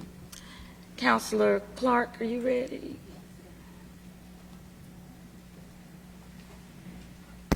Thank you, Madam President. So there are no neighborhood meetings in District 8 this week, but last week we were so excited to unveil and dedicate the new Bush Hills Connections Complex, and that is at the site of the former Woodrow Wilson School. We're really grateful that the mayor and Superintendent Sullivan could be on hand to celebrate with us, and really grateful to the partners who helped us bring this big idea to fruition. It was B.L. Harbert International was introduced to the neighborhood by UAB Live Health Smart, also the City of Birmingham and City Council, and also the school board for taking a chance on us and letting us get a 50-year lease on the building, which, was setting a precedent, but hopefully can become a model for other communities that have vacant schools kind of languishing in the middle of their neighborhoods that are hard to sell and hard to adaptively reuse. But this council let us get a commercial zone with zoning, which was really critical to being able to adapt the school for these uses. So Birmingham Southern and also countless volunteers and funders of this urban farm and center initiative. There's still a little bit of work to be completed before it can open to the public. They have to do some restrooms on the inside, some additional restrooms that go with these new spaces in order to get the certificate of occupancy. But really exciting stuff. Also, this coming Saturday, please join the Birmingham Parks and Recreation Department and also A.G. Gaston Boys and Girls Club for Back to the Basics, a youth summit. This will be the second time that this program is being offered, and it was really successful in its inaugural year last year. It's happening Saturday, June 3rd from 11 to 2 at Legion Field. There will be peer panels like young people to young people, panel discussions, employment opportunities, food trucks, and more. If you'd like information or would like to be a vendor at this event, call 254-2391. Also upcoming is the Omicron Omega chapter of Alpha Kappa Alpha and the Birmingham Alumni chapter of Kappa Alpha Psi. They are hosting the Westside Community Wellness Expo at the beautiful new Pearl Center, which is located in Bush Hills at 1025 4th Avenue West. That's happening on Saturday, June 10th from 9 a.m. till noon. Participants can enjoy free health screening, fitness activities, and engagement from various wellness-focused organizations. There will also be an area just for kids. This event is free and open to the public, so come out and focus on your wellness. In honor of the 20th anniversary of the Taste of 4th Avenue Jazz Festival, there's going to be 2 days instead of 1 day, and this is going to coincide with the Sidewalk Film Festival as usual, so it'll be the weekend of August 26th and 27th, and it's in the historic 4th Avenue district. So right now they're open for vendor applications and encouraging vendors to go ahead and apply. Each Thursday we do meet at the Starbucks at 7:55 to start an 8 o'clock walk for about 1.5 miles. We've extended the route a little bit up from 1.25 to 1.5 miles, and it's just a nice time to connect with neighbors, not walk alone, and also our friends from Freshwater Land Trust join us. And finally, on a somber note, the District 8 team would like to express sincere condolences and offer a resolution of sympathy to the family of Dr. Latasha Daniels and to all the scholars and staff at Princeton Alternative Elementary School. Dr. Daniels was a proud Birmingham Southern College alum, Birmingham City Schools alum. These alphabets get a little confusing. And a 22-year educator and mother of 3 children. We are forever grateful for her service, dedication, and commitment to our school district and certainly District 8. So just really sad to hear about the recent passing of Dr. Daniels, and I'd like to move for a resolution of sympathy. So moved. Or second. All right, this is for UC. All in favor, let it be known by saying aye. Aye. All opposed, say nay. Okay, and now move for the resolution. Second. All in favor, let it be known by saying aye. Aye. All opposed, say nay.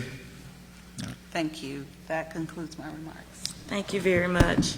And we do join you in sympathy for the family as well as the students and the staff. Councilor Moore? Yes, ma'am. So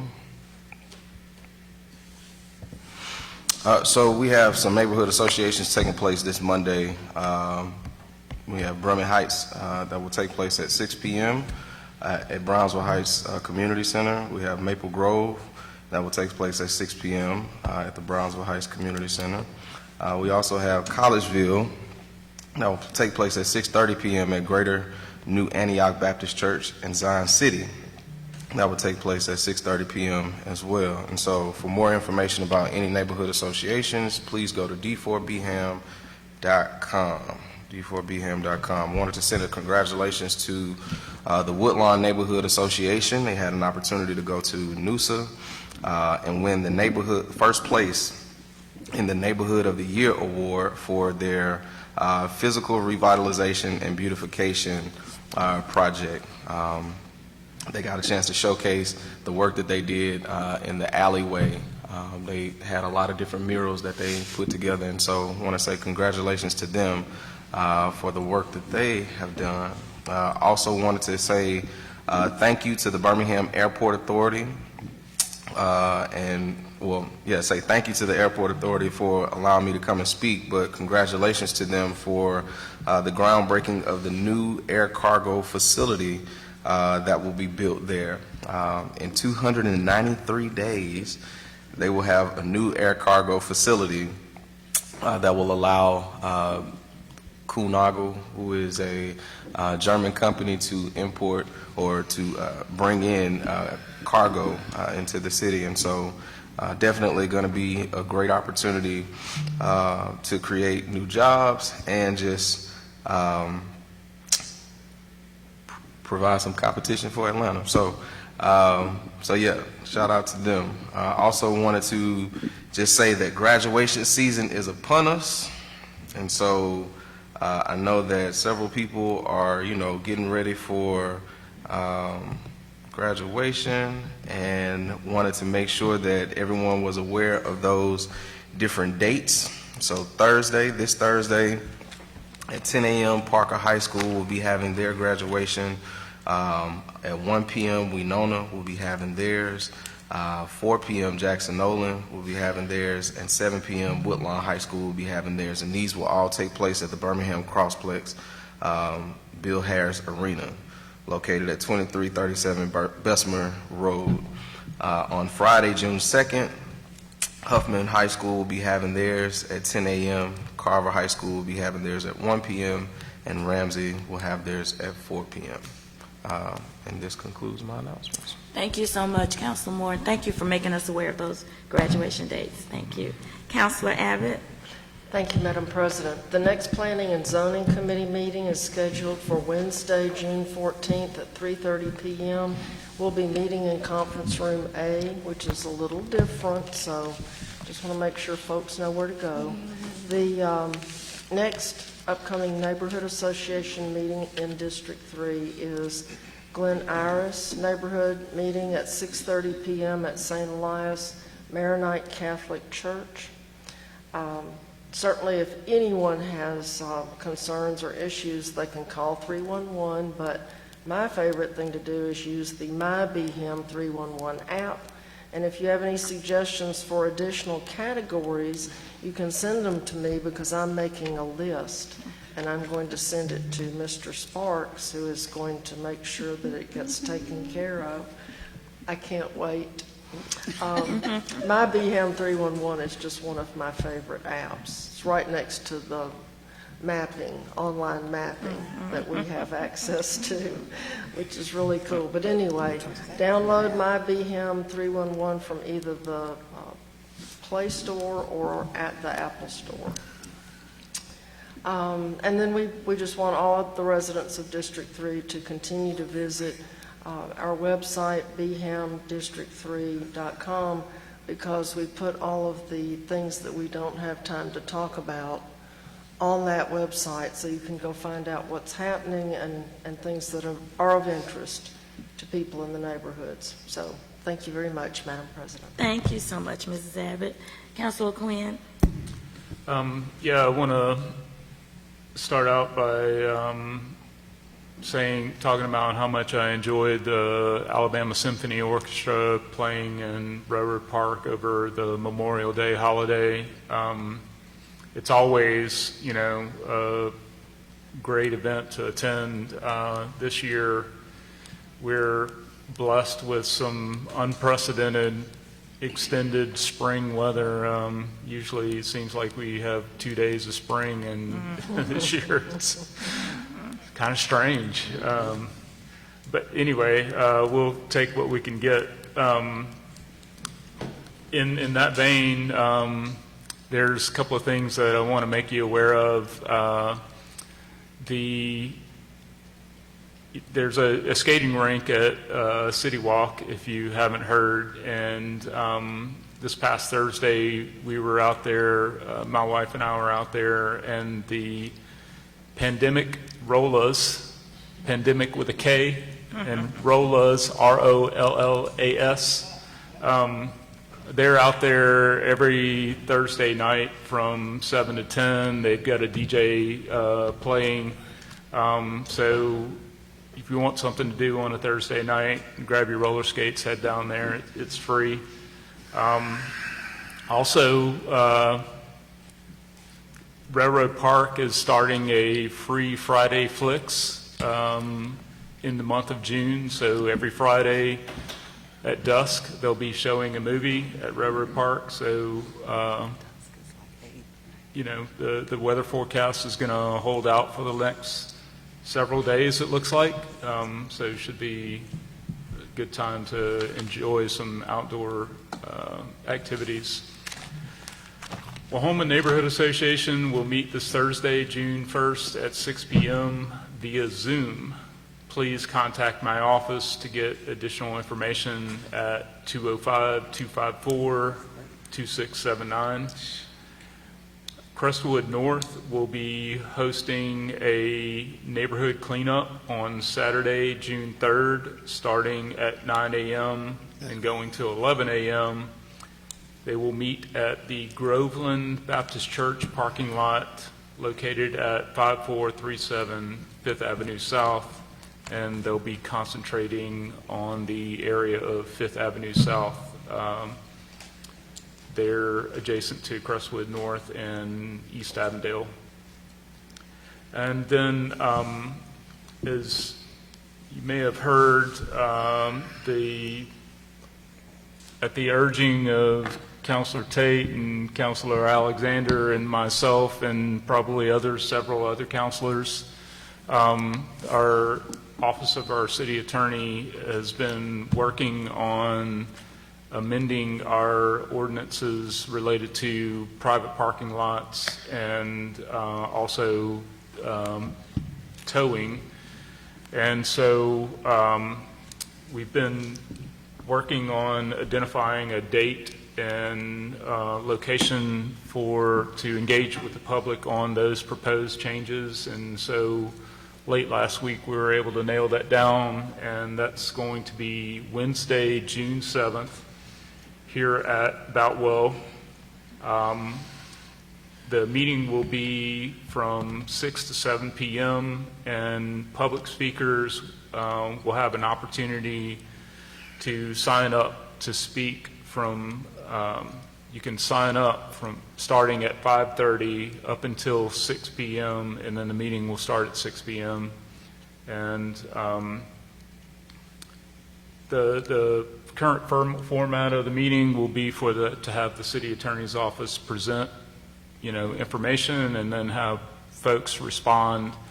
So, just in advance of that, want to make it abundantly clear that the council is fully aware that we have a serious problem. We've heard many complaints. So this need not be a complaint session. It's about really talking about solutions and getting the public's reaction to that and feedback. So again, that's June 7th 6 to 7 p.m. here at Boutwell. And you can sign up, if you wish to speak, you can sign up starting at 5:30 up until 6. Thank you. That concludes my announcement. Thank you very much, Dr. O'Quinn, and thanks for announcing that meeting. And we know that we'll get more information out to the public as well. Thank you so much. Councilor Pro Tem? Thank you, Madam President. There are no neighborhood meetings this week. Last Wednesday at Memorial Park Recreation Center, we had a very successful career fair. This is for the Golden Flake employees and for other residents throughout the district. We had 300 attendees. I was very happy about that. Almost 40 employers. And Cody and I got to talk to a few of the participants, and a lot of them were like, hey, I found a job, or hey, I have options now. And in fact, Joint Chiefs, I had somebody say they were thinking about being a police officer, so I was really happy about that one. That's a glad for that, because but it was really good, and I was really happy about that. So it's always nice to have a successful event for people in need. So the next PIC meeting is next Tuesday, June 7th at 2 in Conference Room Z&E. Submissions are due tomorrow. The next Budget and Finance meeting is Monday, June 12th at 3:30 p.m. in Conference Room Z&E. Submissions are due Wednesday, June 8th. Also, just one more reminder, the budget public hearing for FY24 is this Monday, June 5th at 5:30 p.m. at the Boutwell. I really hope people come. We don't want the same people to come. We actually want to hear what residents have to say about the budget, because this is the one time that we really can use your insight to see what you would like to see in there, especially for the residents that can't make neighborhood meetings. We will have our June Health Forum Thursday, June 8th from 5 to 6 p.m. at the West End Library. There will be light refreshments provided, just light. We're not going to give you a meal, but you'll be full. The topic will be men's health. The speakers are Dr. Dakota Price from Cahaba Medical, and then Nurse Wheeler. She is from Oak Street Health. That's a new pharmacy that opened up in West End. We will be having our first farmers market of the summertime. This will be June 10th at 1:30 to 3:30 p.m. at Memorial Park. And then Zion Star Missionary Baptist Church will have a legal clinic expungement from 9 to 4. And then the Arlington House will have their Fish Fry Fridays from 11 to 2. Plates are $10. Thank you, Madam President. Thank you so much. These are announcements for District 7. Thursday, June 1st, we'll have bulk trash and brush pickup. It's scheduled for Hillman Park, Jones Valley, and West Brownsville. Friday, June 2nd, we have neighborhood meeting. The Jones Valley Neighborhood Association will meet at the Powderly Library, and that's at 4 p.m. And then there's bulk trash and brush pickup that's scheduled for the Oxmoor Valley or the Sand Ridge neighborhoods. On Monday, June 5th, we have 2 neighborhood association meetings. Priscilla Heights will meet at the Mirador Center, and that's at 3 p.m. on Monday. And then the Powderly Neighborhood Association will meet at the Henry Crumpton Recreation Center, and that meeting is at 5 p.m. It has already been mentioned about the West Side Community Wellness Expo, so we're excited to have that opportunity for residents to come out for that as well. And I had saw on social media, I'm not sure I got the notification, but I believe the 5 Points West community won a second place award at NUSA. So we're very excited for both of these groups that went and presented at NUSA, and they were able to bring back some awards. So good news for that. I don't have any other items, but counselors, we do need to return back to our agenda. We had that one item still that had been tabled, and Mr. Clerk, can you? Motion on table item. So moved. Second. All in favor, let it be known by saying aye. Aye. All opposed, say nay. Item is back before you. Okay, so that item is back before us. Any questions, counselors, regarding that item? And Counselor Woods did tell me he got his questions answered, so we're ready for the vote, unless anyone else has any questions. All right, we're ready for the vote. All in favor, let it be known by saying aye. Aye. All opposed, say nay. All right, thank you. That item passes. Well, counselors, we're at the end of our meeting. Motion? Second. All in favor, let it be known by saying aye. Aye. All opposed. Thank you all. Meeting adjourned.